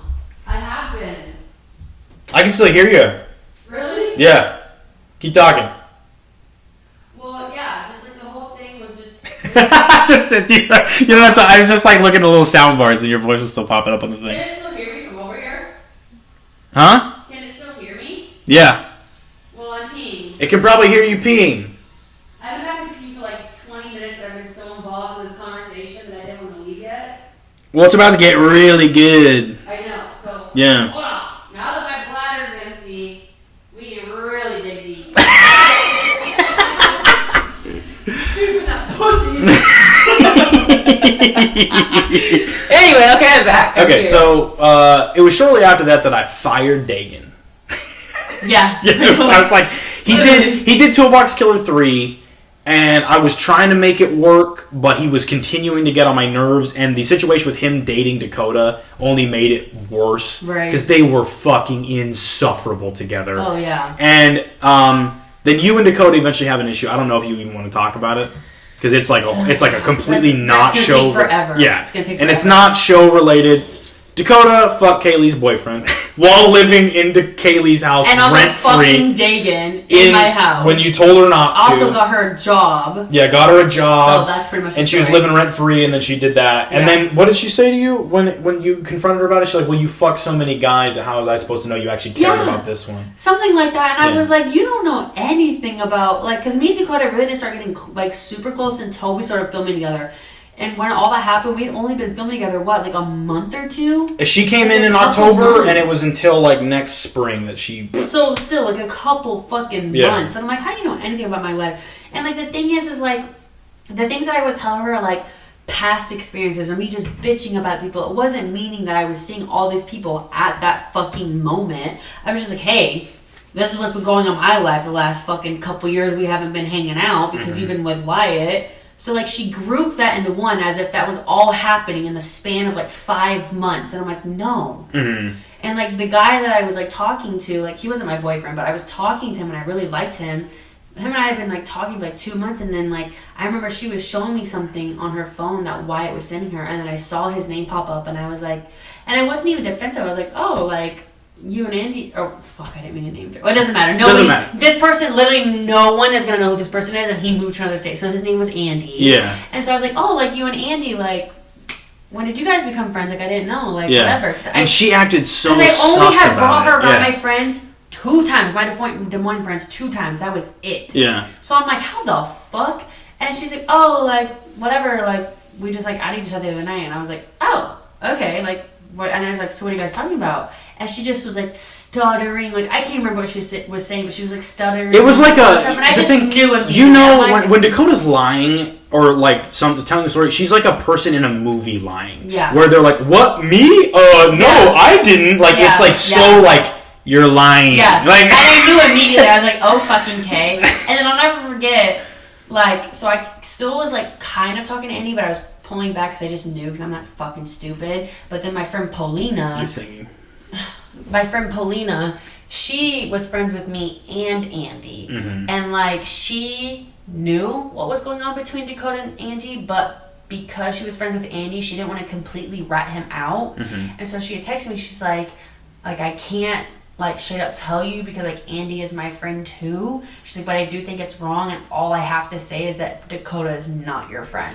I remember you called me that night because I was like, okay, Dagan is out of the show at this point. Right. And we were still trying to make something work with Dakota, but she was, like, defending him. Like, she was kind of upset at me for just booting him. Right. Because they were, like, a thing at the time, but no label because Dagan didn't want to commit. What the fuck ever. Yeah. And him his fucking Bitcoin ass. Yeah, him his fucking Bitcoin, Elon Musk, dick riding, fucking like whatever. So I was like, you called me and you were upset and you were describing the situation to me and you're walking down the street and you had just texted me. She said she was going home. Yes! And on the phone with me, you saw her drive to his house. Because he had an apartment downtown. Mm-hmm. Because I was drunk and I was mad and Paulina had just told me that. So I remember I came outside the bar and I was like, I have to call down because I was so fucking mad. Mm-hmm. And then I literally, as I'm on the fucking phone with you, because like, here's the bar, here's his apartment, okay? Mm-hmm. And I see Dakota, as I'm on the phone, fucking drive down the road. Because I saw her at the stop sign, and I literally, this is me on the phone with you. I'm like, and I see her turn into the apartment. I'm like, are you fucking kidding me? Yeah, you lost your mind. You were so mad. I was like, this fucking You were like scheming how you were gonna kill her. Like on the phone with me, yeah. Because I could have genuinely just fucking walked there and beat the shit out of her. Like, it literally, like, was this, like, she's stupid because she knew I was downtown. So, like, wouldn't you be smart enough to at least go, like, the fucking back way or something? Like, no, you said, Let me just go down the main fucking road when she knew how me and my friends were downtown when we would bar. And the entire time, it's not even that she did that. It's that she did it when she was living in your basement rent-free after you'd gotten her a job and was hooked up with Dagan. Got beat up, all of ex's family. Yeah, all of her stuff was at my fucking house and like all this stuff. And I remember the moment that I heard that, I was like, okay, you were taking care of her fucking gecko-looking motherfucker. Her bearded dragon. Bearded dragon, yeah. So the minute I heard that and how mad you were, I was like, well, Dakota's out of the show, and it's not even my decision. I'm just like, you're like, I'm not filming with her, I'm not working with her. No way. Yeah, so I was like, well, that was fun while it lasted. Everything I went through and how I And so if anyone wants to know why all of a sudden Cordelia got acid thrown in her face and then had to wear a mask. And it wasn't even Cordelia, it wasn't even her, it was Kaylee. That is why, because Kaylee was like, she's fucking gone. She's done. She didn't, because she was ungrateful as fuck. Ungrateful as fuck. Yeah. I went through the most just for her to be a fucking cunt. Yeah. Like, fuck you. So now she's pregnant with someone who doesn't even like her. Anyways.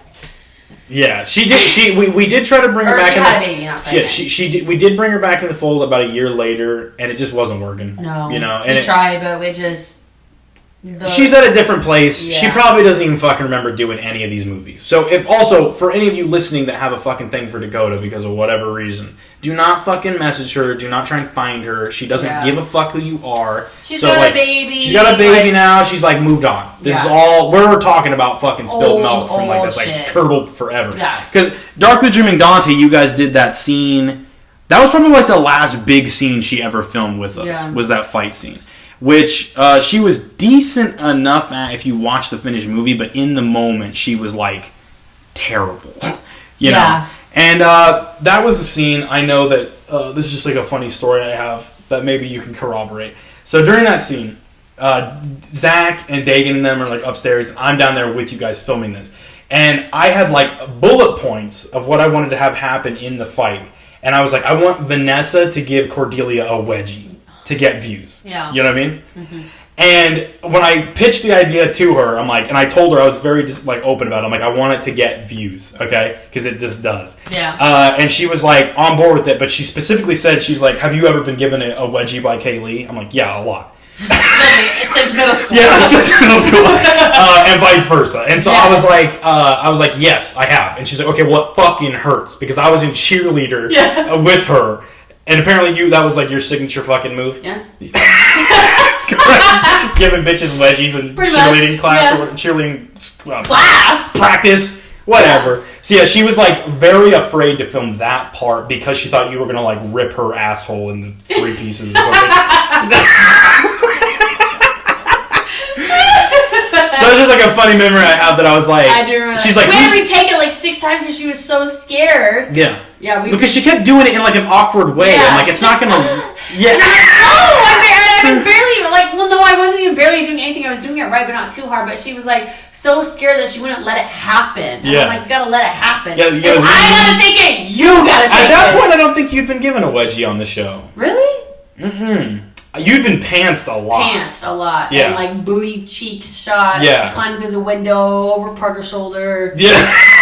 Straight coochie shot. How do you feel about those scenes when you have to shoot? I forget. Well, like, and then I get questions all the time. I didn't really care that much. I get questions all the time of people being like, don't they like feel like gross when you ask them to do? And I'm like, well, I'm like pretty open about what I'm looking for. Well, it's just like for one, like nowadays. Not all of us are super close, but in the moment, all of us have been friends since fucking forever. Yeah. So I didn't really feel uncomfortable, like, doing it in front of you. It was just more or less like, this is going to go on the fucking internet. Yeah. But I still did it because I was just like, whatever. You also think it's funny. Yeah. In the moment when we're doing it, it's never like, it's awkward. It's going to be awkward, but like once we watch it, it's like we're fucking laughing and we piss our pants. So it's just like, whatever. And you alone are probably responsible for the most amount of viewers coming into the show. Yeah. My Cash App is KAYYKUU. Just in case. Yeah, please send Kaylee money because she's like the heart and soul that keeps this whole thing fucking going. Because like if it was not for you, I would be at still like 500 subscribers. I bet 300 of them are people who are like, oh my god, Kaylee. I want to look at her ass. Yeah, and it's I love follow law underwear. That one dude, he was like, I got a question. what does her underpants say? And I was like, it says fa la la. And he was like, okay, thank you. I just wanted to know. So, from his fucking burner account that you can never trace it back. It's probably someone we fucking knew. Yeah, maybe. All that we know. It's probably fucking Dallas Kriegers and shit. No, but like your ass is responsible for a lot of views coming into the show. And Dakota had fans too, but they were not as many as you have. Just saying. Well, that's because I was a sex appeal. Yeah, you were. Well, she was sexy too. I think Dakota's sexy. Okay, like it's unfair because you're comparing him to you, and it's like a whole thing. I mean, I dated the both of you. Yeah. On a really good day, Dakota and you are like this. I'm making two hands like this. On a good day, and you on like your worst day. I'm trying to be charitable. So me and my worst day, her on her best day. I'm just trying to be nice to her. No, I'm just playing. No, Dakota's really not that bad. I mean, genuinely, like, no. I don't want to shit on Dakota too much more because I do not hate her at all. So right. I just like. No, I know. I'm just giving shit. Like. But yeah, you do have a lot of fans out there. A lot of really weird fucking fans. That I have continued to use to my advantage. That's okay. Hey, that's what I'm here for. Yeah. Taking advantage of us. So then after that we get the heat wave. Now, do you remember what your life was looking like during heat wave? Because I do. No. You don't? No. I didn't think you'd remember. That was when you went to jail. Oh. Yeah. See, after Darkly Dreaming Dante, it's like Dagan, Dakota leave. I went to jail 2 times. Zach and I had a big argument. He leaves the show. You go to jail. Emma says she doesn't want to do anything ever again. Parker decides he's gonna have a baby, get married. A lot of things started changing around Heatwave. You know what I mean? And yeah, a lot of things. Yeah. So Heatwave, you had a lot more scenes initially, and then you were like going to jail. And you told me, you're like, can I finish up like this and then be done? And you filmed some drive-in stuff for me at that point. That was the summer that we were really trying to push the drive-in. So I won't even get into any of that stuff because it's like whatever content. Yeah. But I remember being really bummed when we were filming Heatwave because it was like you were like not doing well. Yeah. And I hated just being out there and putting you through all that and stuff like that. Jail 2 times a month. Yeah. I got your mugshot. I know. It's a good mugshot. You can pop it in there. I will. Yeah. I've used it. I will. Yeah, I will. Where? I've been saving it. It's on my phone. Oh, I think you said you've been using it. I have not been using it. I had it pop up once in footage that was gonna be used, and then when I did that whole like, I'm just dumping a bunch of footage that we didn't end up using, it pops up in there. Oh, I don't care. Yeah. I mean, for the record. Look up on the For the record. Kaylee did not go in jail for killing someone, raping someone, molesting a child, stealing anything. She went to jail for DUI. OWI. OWI. What is that? Operating while intoxicated. DUI is driving under the influence. So driving under the influence means you could be under the influence of drugs or anything. Right. But operating while intoxicated just means you drive drunk. Alcohol. Yeah. And I remember being like. Well, the shitty thing is about that story, listen, I understand it's, like, not cool, like, I'm not genuinely laughing about it, but, like, and it's still not okay, the way I'm going to tell you this, but, like, the person I was with, I'm not naming dropping this at all, but the person I was with at the time, they were driving. Yes, they had also been drinking, but they started not feeling good, so and they started throwing up. So they pulled over, and I said, okay.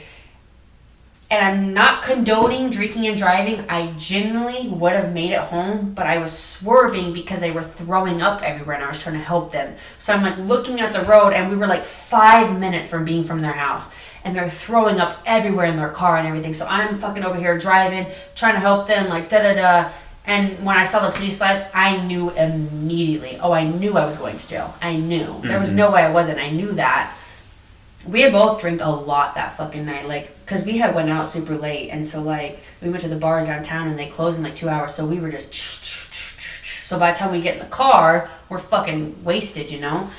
And I remember I saw the lights, and I took a video, and I was like, someone bail us out of a jail, ha ha ha. I knew I was going to jail immediately, I knew I was, but, so yeah, like, I still was drinking and driving, but, like, under a good heart. Yeah, well, and you've only recently... kind of like overcame a lot of that stuff. It's been a while, but yeah. Like I mean, I'm saying as in like your fines and stuff. Oh, yeah. Yeah, like it's like that single thing affected you for a long time. So then I got the OJ warrant, I went to jail. And so the processing took like several hours, but I was only actually in the holding cell for like 30 minutes before my friend BT came and bailed me out. Mm-hmm.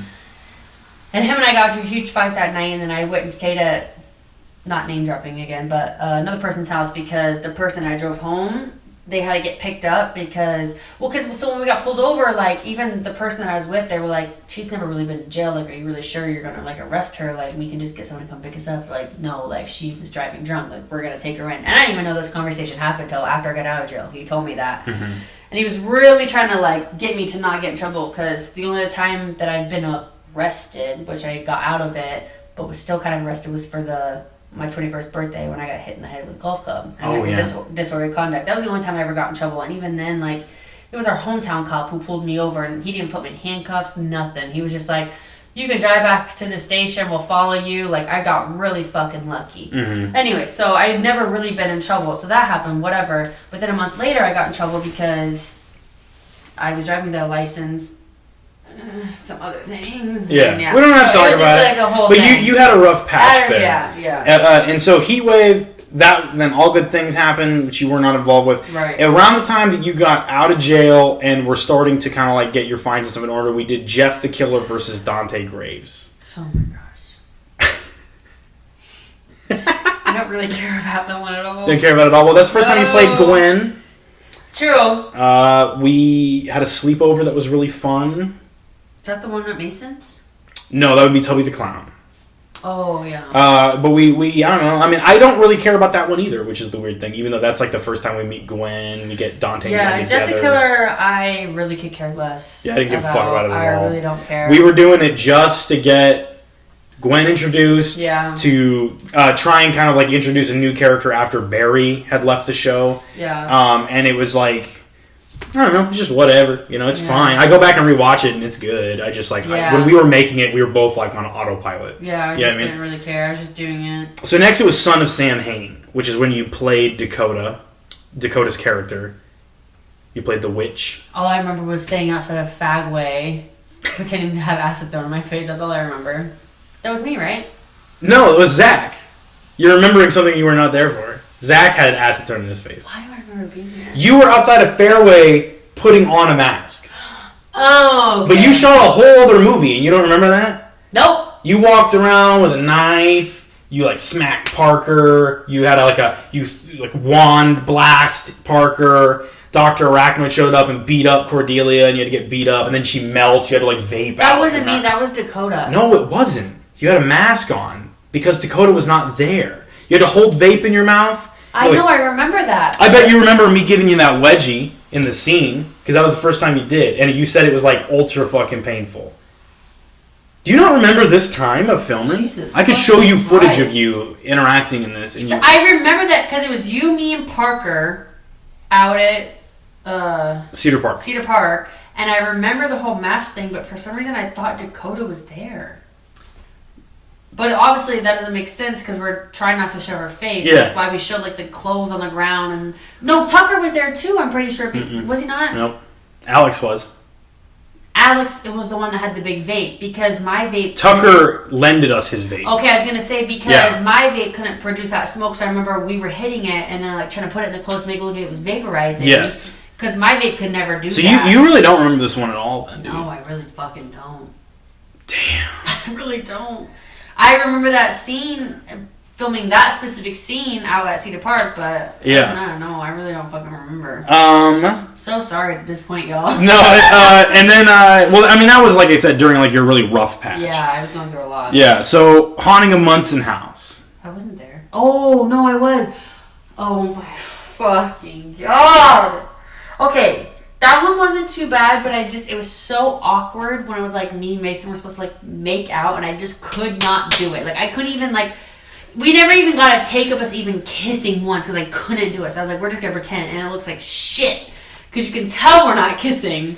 Do you remember when we were filming that thing? So it was Bo's house and they had moved out as it was empty. He's like, can I use it while it's just sitting? He's like, yeah, sure. Do you remember when Paige showed up when we were filming at night? And you were like, who else is supposed to be here? I'm like, nobody. and there was like a person walking around downstairs, yes. and you were fucking like terrified. Oh, yeah, you were like, Devin, you're fucking with me. There's someone supposed to come, and I'm like, no, Kaylee, I don't know who that is. And there was like clearly footsteps. And we all were walking down the stairs, like sneaking down, like who the fuck is here? Because I heard what I heard. Yeah. Well, what was funny is that I was wearing like a serial killer costume and holding a knife, and we're scared. Yeah. We're scared. And so we come down, and it's Paige who just lives there, and she's like cleaning it, and she's like, "Oh, I didn't know you were here," but like we scared the shit out of her. Yeah. You know, like, but we're fucking scared shitless. Because we thought it was a fucking homeless murderer rapist. Yeah, no one knew that that she was supposed to be there. Yeah, because I literally thought you were just fucking with me because it was supposed to be a scary movie, so I thought maybe you were just trying to get in the mood for me to be like scared. I did. Would I ever do that? Yes. Yes? I would fucking pay someone to come. Yes. Like after we've been there and like we walk. Yes, absolutely. Yes, you fucking would. If you think that you wouldn't, you're lying to yourself. Yeah, I probably would. Yeah, you fucking would. Especially if it was Paige. Yeah. If you're like, hey, show up at the old house and like, just trying to get Kaylee in the mood. Like, I'm just trying to get Kaylee in the mood. Because I couldn't get together that night, try to pretend to make out Mason, and all awkward shit. So yes, I fully believe that you would have made someone come try to scare me. So that's all you're only seeing. Then we did Dante After Dawn, which I don't think you were in. No. Do you have any opinion about it? Do you remember that one at all? No. That was the one where it was like basically just me and Alex in the winter at Clark Tower. And it was like, we had like the funeral for Barry at the end of it kind of thing. Oh, yeah, the explosion, whatever. Right? No, that was all good things. See, now, here's what you guys are. I'm the worst. Here's what you guys are understanding. She bleeds all these together. She recognizes them only by like specific things that happened during. I have a terrible memory. Yeah. So then, after that, we did Tubby the Clown. Tubby the Clown was fun. I had fun. But even though we filmed like we filmed for a long time and I was over by the end of it, but I had fun. Like, aside of all things that ended up happening, I had a fun weekend. Yeah, that was like the last hurrah for like you, me, and Mason. Pretty much. We were like buddies. That was like the trio. Yeah. And that was the last night. We were, filming. We watched movies all night. We made steak. She made steak. I made a meal for Mason, me, and Devin. And you used curdled milk for the mac and cheese. Yes, and I didn't know until I ate it. And we were watching Seinfeld, and then we fucking Billy and Mandy, all that shit. Yeah. And then it all went to shit the next day. Yeah. I don't even really want to talk about it. No, I don't either. It was just Mason being a little bitch. Being a little bitch. Pussy bitch. He's probably...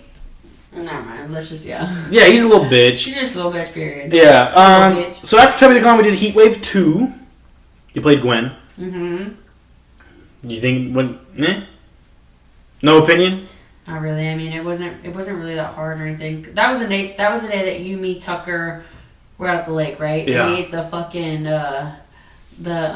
what's it called? That like cobweb thing. No, it wasn't cobweb. What are they fucking called? They're called something. A stalk of fuck. Those little thumpy things. They look like hot dogs. Yeah. But they're called something, and I can't think of it. And so he bites it, and he's like, could use a little mustard. That went famous on my TikTok. That's awesome. Yeah, I did. And no one knows what it's from. No. Yeah.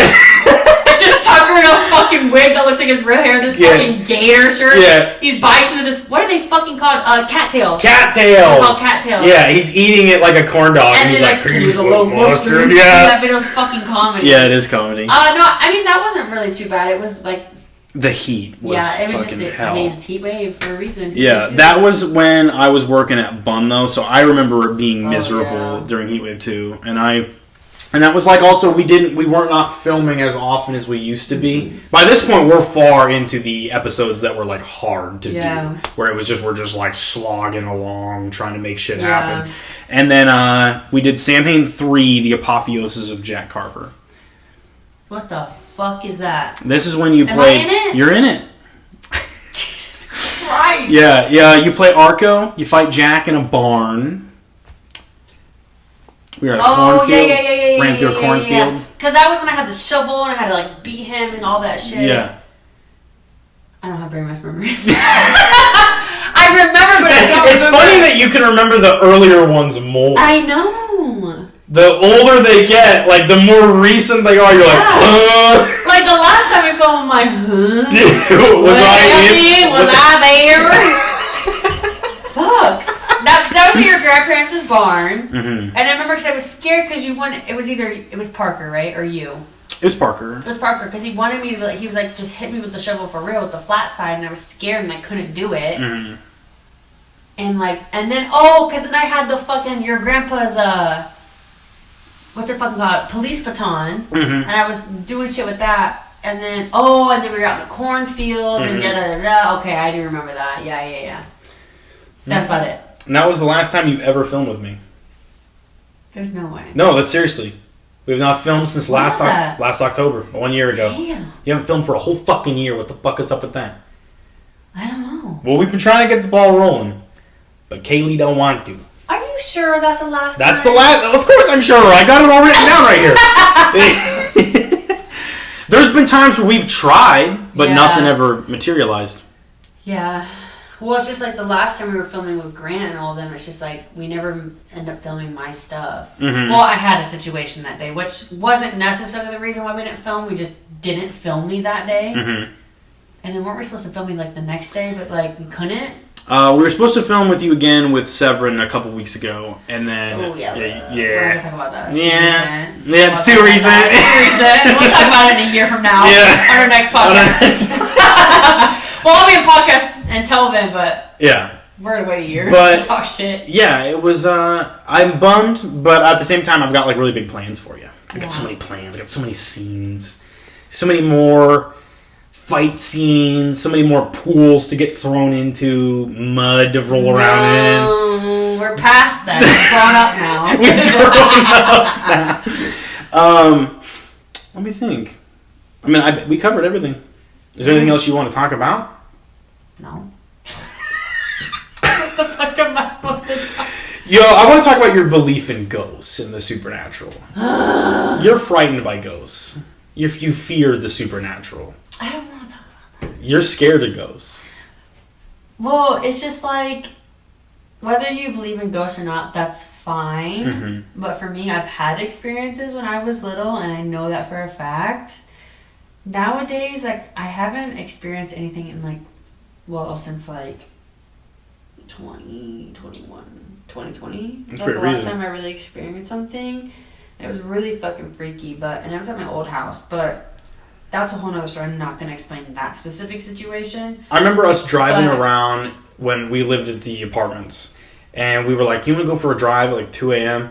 And we were driving around. It was those nights that we would like get into all sorts of fucking mayhem, where like people would like flip us off, so we'd like fucking rear end their car and shit. God, that dumb bitch. Yeah, that one bitch. Exactly dumb yeah, and so I know her name. So. But we were driving around. We were swapping ghost stories, and we drove all the way out to that farmhouse. You remember? And that's actually the house that I based the Graves house on. It's in the Dante Graves, where I wrote a short story about Dante Graves before all this. And that was the house. And we were swapping ghost stories and stuff. And I remember getting really scared by your stories. Your freaky fucking ghost stories. Yeah, it was just old stories from when I was little. You believe in aliens? Fuck yeah. You believe they've abducted people and visited Earth? I don't know. I fucking do. I definitely believe in aliens. I don't know so much about abducting, but I'm kidding. Of course aliens are real. Yeah, I mean, it's like a mathematical... I mean, like it has to be. You can't say that it's not. Like, it's not even like it might be real. Like, no, like, we're, like, probably us to them, we're aliens to them. So it's like... Well, I mean, that would be literally what it is. Yeah, so it's just like... yeah. Yeah. Do you believe in Bigfoot? No. Do you believe in the Loch Ness Monster? No. Krista did. Do you know that I made her cry once because I was like, Krista, you understand that, like, it literally could not exist. Like, explain to me how it could. Like, it doesn't make any fucking sense. And she started crying for real. Oh my God. I was like, the Loch Ness Monster is not real. I don't think Loch Ness Monster, but I do believe that, like, in the ocean, there's 100%, like, species that, like, obviously that we don't know about, but that are, like, alien type. Like a monster? Oh, I'm sure. You think like a giant squid? I'm sure. I mean, your biggest fear is... the ocean. The ocean? Yeah. The ocean's fucking terrifying. You're scared of the dark? Not anymore. Okay. I've been scared of the dark since... You used to be very scared of clowns. I was, but until we filmed Tubby. Then it was like exposure therapy. You got better. I'm really not scared anymore. Like, you'd be scared if one broke in here and tried to kill you. Well, yeah, but who wouldn't fucking be? I mean, you wouldn't be fucking scared. No, I'd be pissing myself. Yeah. I'd be like, well, I think also like definitely Tubby the Clown, but also like watching it, like I love that movie so much, but like it did scare me. But I think I've watched it so many times. When you were a little girl, the original that was my first movie that scared me of clowns. That's what did it for me. Mm-hmm. Because, and I swear to God, to this motherfucking day, no one could tell me different. When my dad lived in Afton, and I would, like have a visitation with my dad or whatever, I was taking a goddamn bath. No one could ever tell me different my whole life. I don't know how. Pennywise was in the bathtub with you? Yes, because I was draining the tub and I saw him coming out of the fucking drain. Like, no one can fucking tell me different. What would be the explanation for that? It was fucking Pennywise. That's the fucking explanation. Was he talking? Was he like, he was like, gonna say hello? Okay, so I was draining the tub and had like my Barbies and everything in there and I was draining it. And like his red hair and like his face was like swirling in the tub coming out of the drain, and I freaked the fuck out. Like I freaked out. Like I'm fucking like 5 years old. I'm not under drugs. Mm-hmm. I'm not under alcohol. You had a very real hallucination, probably. No, it was real. He's real. He is real. Pennywise IRL. And okay, so wait, hold on. While we're getting on, yeah. Let me just start from the beginning. Of Pennywise? Yes. Just listen to this. Yeah. So. When I was staying with my grandparents, I went to the neighbors across the alley and we watched it. Mm-hmm. That's where it like all began. And then I stayed at my dad's and I saw Pennywise in the drain. Okay, and then from there on out, I've had this reoccurring dream my whole fucking life, to the point that I can control what I'm doing in the dream, because I always have this dream that I'm in this house. I don't recognize it. I do now because it's always in my dreams, but it's not anything like in my real life. And I'm always in this house, and Pennywise, like there's these fucking like tunnel ways and like secret passages to like this huge like underground basement under the house, and Pennywise lives there. And I used to have this fucking like recurring dream that I was constantly running from. I'm going through all these passageways that go through the walls, and I'm like trying to crawl through it, everything, to the point that like I've had the recurring dream so many times, I literally know all the passageways, everything. So when I have the recurring dream, I know how to get away from him. Like it's just freaky, okay? Mm-hmm. It's fucking freaky. I got something even scarier. What? A freaky dream thing. Tell me. About like a movie character. Okay. So Insidious. Mm-hmm. Does it scare you? Yeah. Yeah, it's scary. Of course. It's fucking terrifying. It's terrifying. Insidious and Conjuring are fucking scary. Both of them. Any James Wan. We're scared of Dead Silence. Remember that movie with the ventriloquist puppets and the old lady? Yes! Yeah. Anything. Then they're all done by the same guy. James Wan did all those. So he just has like a root into both of our fears. Yeah. Because they're both terrifying to me. Like primally terrifying. Not just like ooh, something jumped out. Like it's like the images that they're showing are like haunt me. You know what I mean? So Insidious, that old lady, the lady with like the black wedding dress and shit like that. I have told this story to a bunch of people and nobody ever fucking believes me, but I swear to God. I believe you. You believe me already? Of course I do. I've told you this story, haven't I? No. Okay, but you just believe me in Harry? Of course I do. Cool. I told you this before. Yeah. So when I was a little kid, I would have a reoccurring nightmare. I have not had it in forever, thank fucking Christ, because I don't know if I'd be able to handle it anymore. Right. I would think that I was like in it for real this time and to die of a heart attack. When I was a little kid, I had a dream where I was in like an apartment building, and it was like a nice one. It wasn't like decrepit or anything, but it was just empty. Like every single unit, it's like they had just built it and it was not being rented by anybody. So there was no history or anything with the building. And I was there with my grandma, because my grandma like is my mom basically, and like I trust her more than anyone in the world. And my grandma would be like, we're like looking at apartments to move in there, and I would be like a little fucker and I'd hide in like a closet or something. And like because I just did that, like you hide in the coat racks to scare your fucking mom and shit like that. Funny, yeah. I would hide in the closet, and then the door. My grandma was like, "If you don't come out of there, I'm gonna leave without you." Like that whole thing, and the door wouldn't open, and my grandma would think that I'm just being funny, like it won't open, and then she would actually just leave, like get in the car and leave, and then I'd get out of the closet, and then I'd be chased by an old lady in like a black dress trying to, I don't know, fucking stick her finger up my ass or something. Who knows? But it was terrifying. And I'm not fucking kidding or exaggerating or anything. It was literally that woman from Insidious. Like black dress, same face, little candle. Yeah. Like, everything about her was 1-to-1 the same fucking thing. And so imagine how I feel after having this nightmare forever. Right. And all of a sudden a movie comes out called Insidious, and people are like, it's scary, and someone's also like, no, it's not, it's fucking stupid. And I watch it, and that opening scene with that fucking violin that's like, yes. You know, and then it's like this little kid sleeping, and it pans over, and it shows like a window, and you see her silhouette moving, and all of a sudden my heart starts racing. And I hear that violin, and that violin is like the music to my nightmares. Like, it wasn't, I didn't hear the violin, right. But like I could feel it coming. Right. And I was like, oh my god, holy shit, like I'm about to have a panic attack. And then they show her. And I thought I was having a nightmare watching the movie. My pants. How did I see her? I don't know. Did he have the same nightmare that I did? Is that an actual demon that people have interacted with? Right. Or was it just I was having a premonition? Or is it just a very fucking specific coincidence? You know what I mean? I don't know. Because I had no backstory to this character. Right. I just was chased by her in my nightmare. Right. And then I see this in a movie, and everyone, like, whenever anyone's like, that movie's kind of cheesy, that movie's stupid, I'm like, no, that movie's fucking terrifying. Yeah, well, that's like the Babadook for both of us. The Babadook is terrifying. Terrifying. It scares the fuck out of me. Terrifying. Yeah, like, I can barely fucking watch it. I know. Yeah. Because of the shit with the mom. Yeah. Like, I am your mother. Like, all that. Because we both have fucking shitty parents, you know? And it's like, I was the annoying little fucking kid when I was a kid. When I was little, I was a little fucker. Oh, I was too, 100%. And so whenever people watch the movie, like, the kid's so fucking annoying, I'm like, I was that kid. Yeah. I was like a little shithead, you know, who was hard to deal with and drove my adults that were taking care of me up the fucking wall, and they went ballistic like that, you know, like, couldn't fucking handle me. And then the Babadook, like, just everything about that movie. Babadook is fucking terrible. I watched it with headphones on a laptop.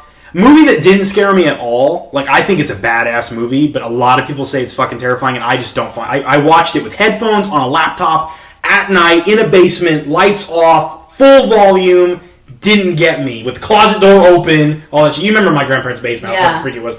Sinister. You remember Sinister? No, Sinister's not that scary. See, it doesn't get me. I don't think so either. And it's because it's like, but a lot of people find it fucking terrifying. No. Because you and I have specific things in our childhood that these things will scare us, but other things will not. Yeah. Because fear is just like comedy. What's funny to one person is not funny to someone else. Right. We have the same exact fucking baseline humor. Yeah. Everything that you find funny, I probably think is fucking hilarious. Yeah. Anything I think is hilarious. We watched Tim and Eric's $1 billion movie, and it's the funniest fucking movie ever made. You know what I mean? You want to watch Top Gun? It would literally mean the world to me. It would literally mean the world to me.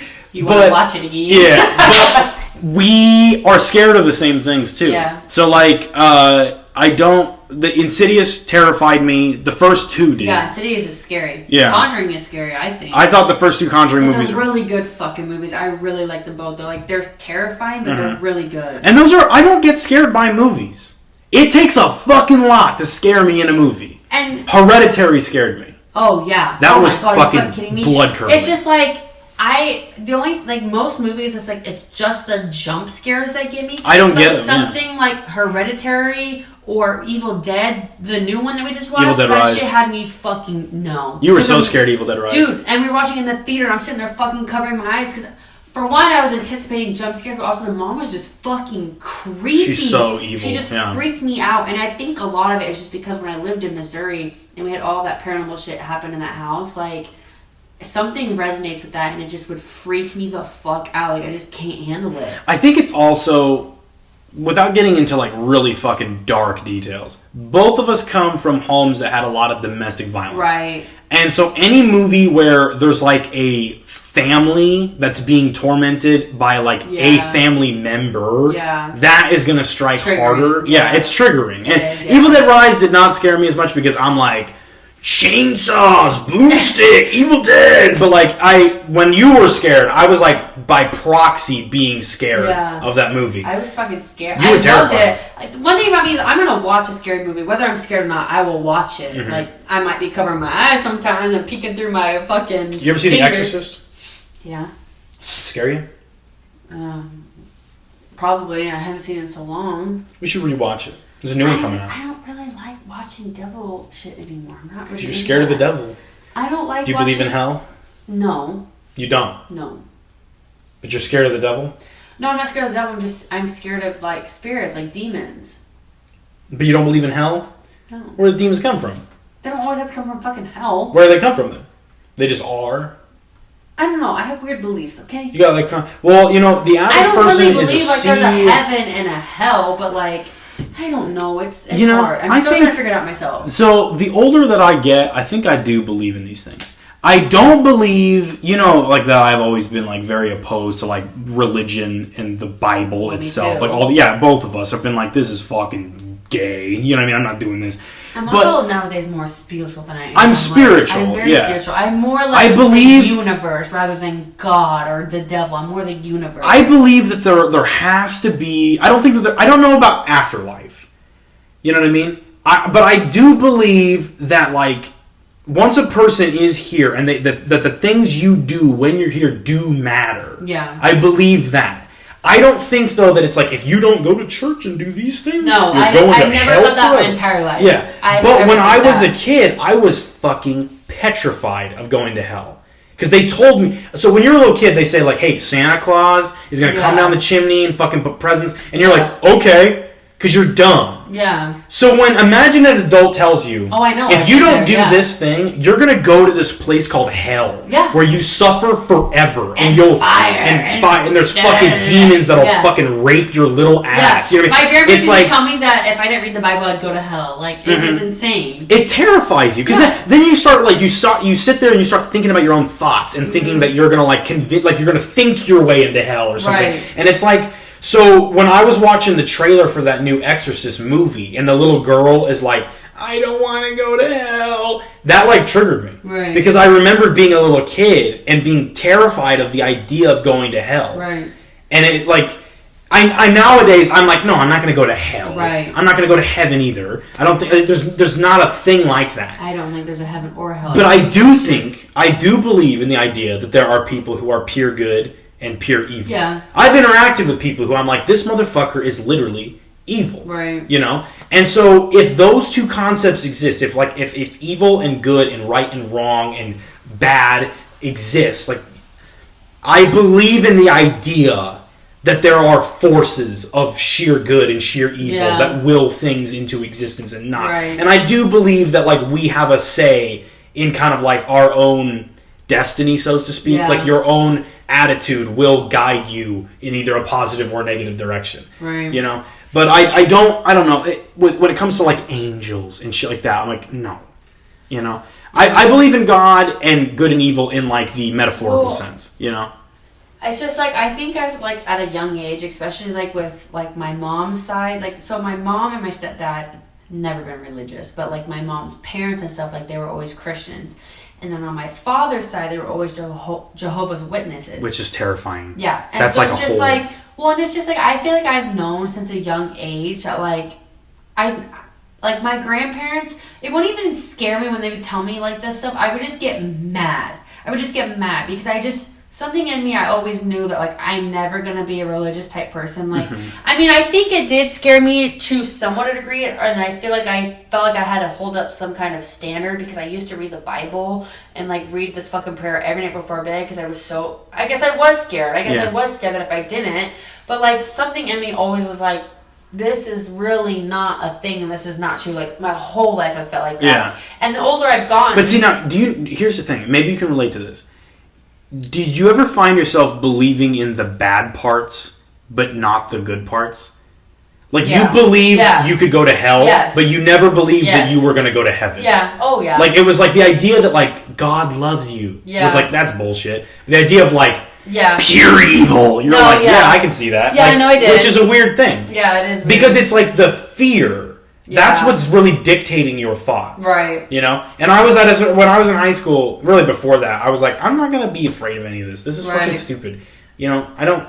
So, like, basically, virtually anything, if anyone ever brings up the Bible or the Quran or the scriptures of whatever as justification for their opinion about something, I'm like, you're a fucking idiot. And I don't really feel bad about saying that. And I'm not even sure that I actually even just believe in God. I'm just... like the older I've gotten, I've just got more spiritual. And I just believe in like the universe, Mm-hmm. not necessarily like a god, but just like the universe as a whole. Yeah. Like if that makes sense. So Because like, there's just too much stuff that's like really difficult to explain, I know but isn't there's specifically not a physical tied. man in the fucking. That's just not it. It's and stupid. I know that. Yeah, it's it a doesn't fucking even fairy make tale. sense. The older you get, it does not fucking make sense. Yeah, and in the universe makes sense. Sure, yeah, and spirituality makes sense. We live in the universe. We literally live in it. Like, you know, I guess like being spiritual and being religious do have some like things that are very similar, but like also very different in a way.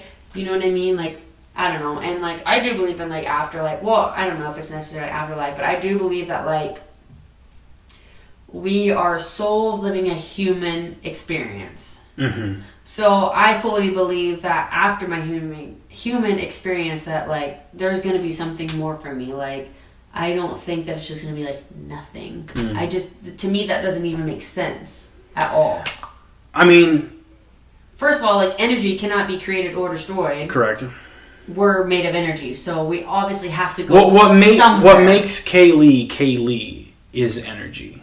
Right. So that would, in theory, be somewhere. Yeah, you know what I mean? It has to be. But I don't know. I mean, does that just go into the earth? Does it go into trees? Or that I don't know. Is it your cat? I don't know. You know? But I believe in reincarnation, but I guess I don't know to what degree. Like, there's so many different things that like puzzle my mind. I think makes sense. I think I believe in reincarnation. Honestly, I think I do. I think it's like the fragments of what makes people and animals who they are. Yeah. That those are all comprised of one big life force or something that's everywhere. It's in the trees, it's in the water, it's in the sun, it's in fire, it's in everything.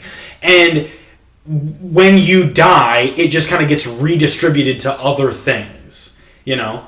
And I don't know. I mean, I don't know if But I would never argue that point in a court of law. I'm like, I don't fucking know. I'm just spitballing in a closet with my best friend. You know? So I just I don't fucking know. Yeah. But that is what I believe. Like, that makes more sense to me than anything. Yeah. We came from the fucking universe.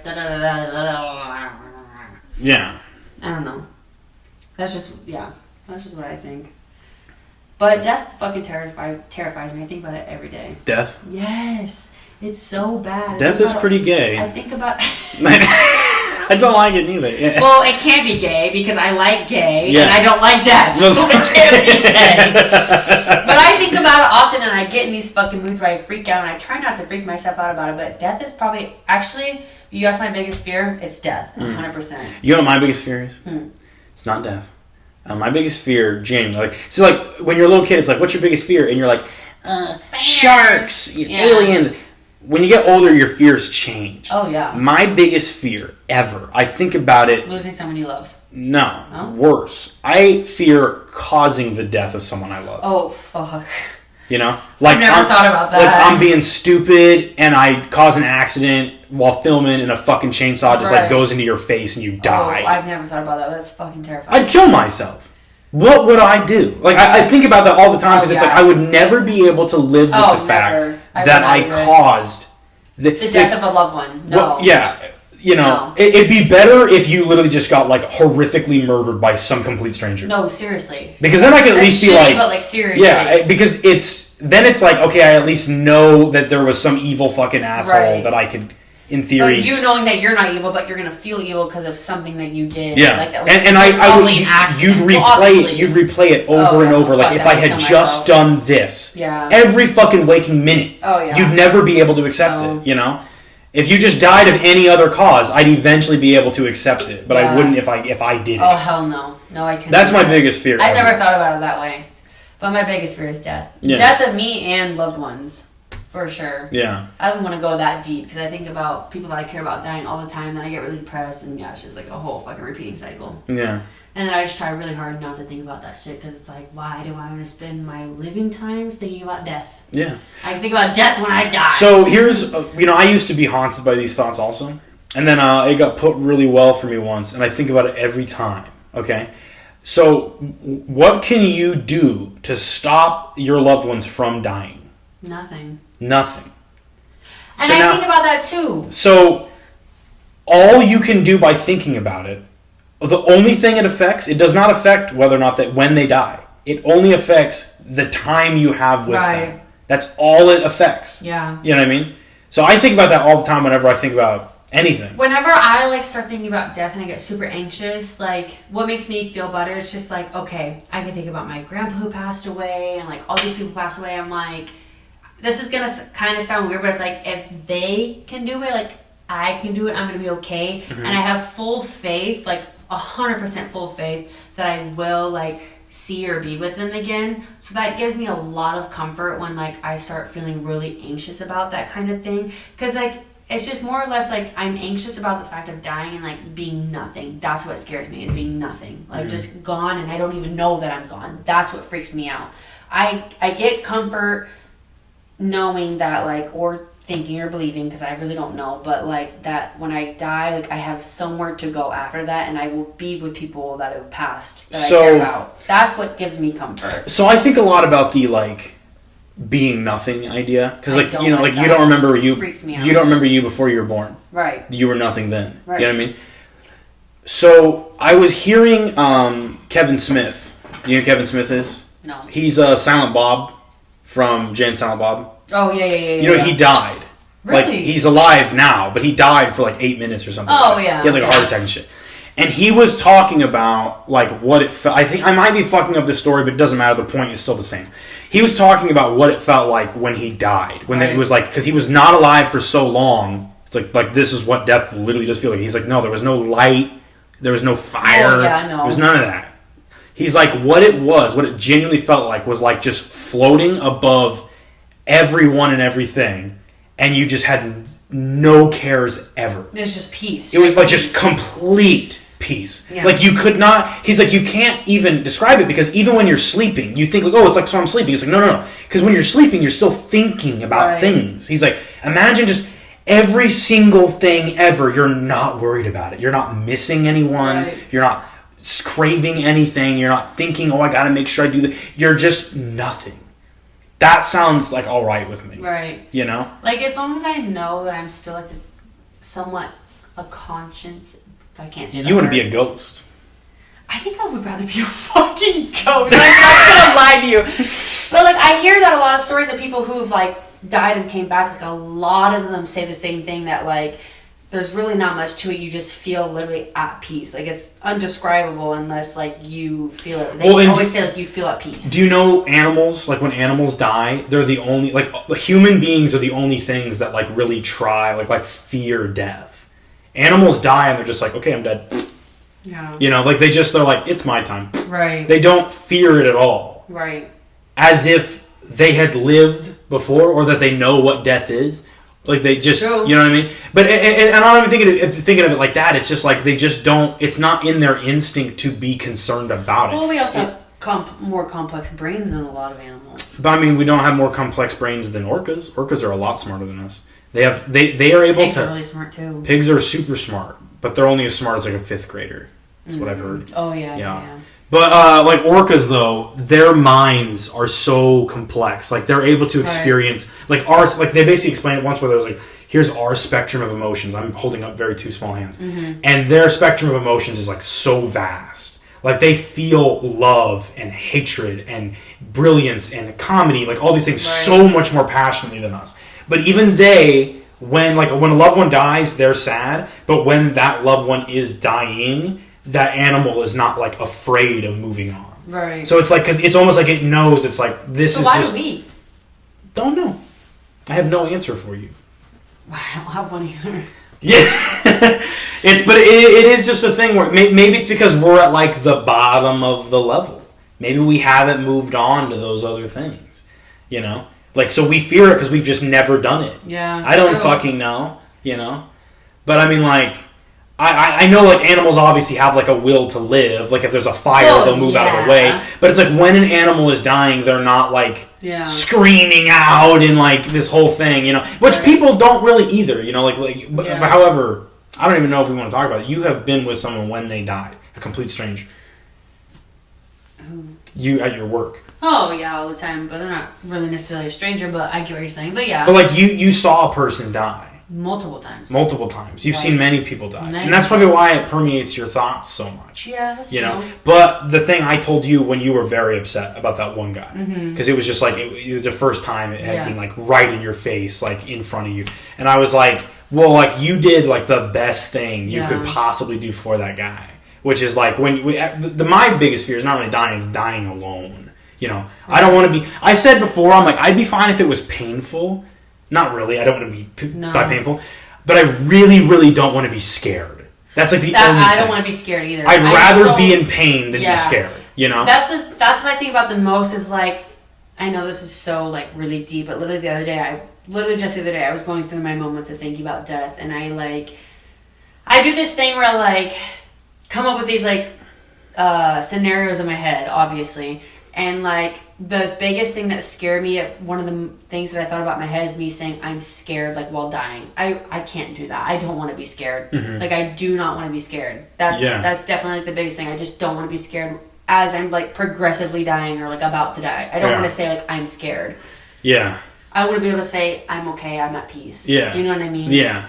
Which, I mean, not everybody gets to decide those things. No, you don't. I mean, most people, if not all people, don't. You get a fucking car accident and you're like, you're going to be fucking scared. Yeah. Like, you know what I mean? Like, you don't know that's going to happen, but if you're, like, progressively dying over, like, if I get cancer or something and, like, 2 weeks or, like, 6 months later, I'm like, okay, I'm at peace with that now because I know it was going to happen. Yeah, I don't want to be fucking scared. Yeah, I don't want to be scared either. I want to be fucking angry. I'd be okay with that. Like, if I was killing a motherfucker, one in particular who I have in my mind, who you probably know I'm talking about. If I was like, I had a bomb in my hand, and I knew I was going to blow up, but I also knew that he was going to blow up also. Right. And I'd be doing, like, a net good by doing it. I'd be like... Yeah. Because then I just would feel good about that, and then you'd be able to know... Because of the circumstances involving my death, it's like, okay, so he did that on purpose. Right. You know what I mean? Like, he wasn't scared in the moment. He didn't fucking get into, like, an accident. I was like... Yeah. That's my biggest fear is getting into an accident. Like, that's what scares me. Just like, a death that means nothing. Yeah. Just a fucking, like, totally preventable... Yeah. If you get ill, it's different. Yeah. Because it's like, no, it almost feels like fate decided that. But if it's an accident, it's like, I could have just not been in the car. Right, I agree, like, and I think that. Yeah. I'm like, do I just become the fucking bubble boy at this point? Because, like... No, don't do that. But it's like, no, because it's like... You live so wild and free, though. I know, but I genuinely, like, fear death so fucking much. Like, even just, like, walking across the street to my work, and I'm like, someone could literally hit me right now, and I'd just be dead. Walking across the street. Yeah. But, like, what am I going to do if that happens? I'm going to fucking die. Like, it's inevitable no matter what, no matter which way I die, when I die, how long I live. I'm going to die some fucking day. So I obviously have to come to terms with it at some fucking point in my life. It's literally impossible to avoid it. It's impossible to avoid it. Just like it's impossible to avoid the ending of this podcast. Yeah. I had to clock it up to the same time that Chris had. I wanted to make sure we got the same amount of time. Okay, bye. Peace out, Girl Scout.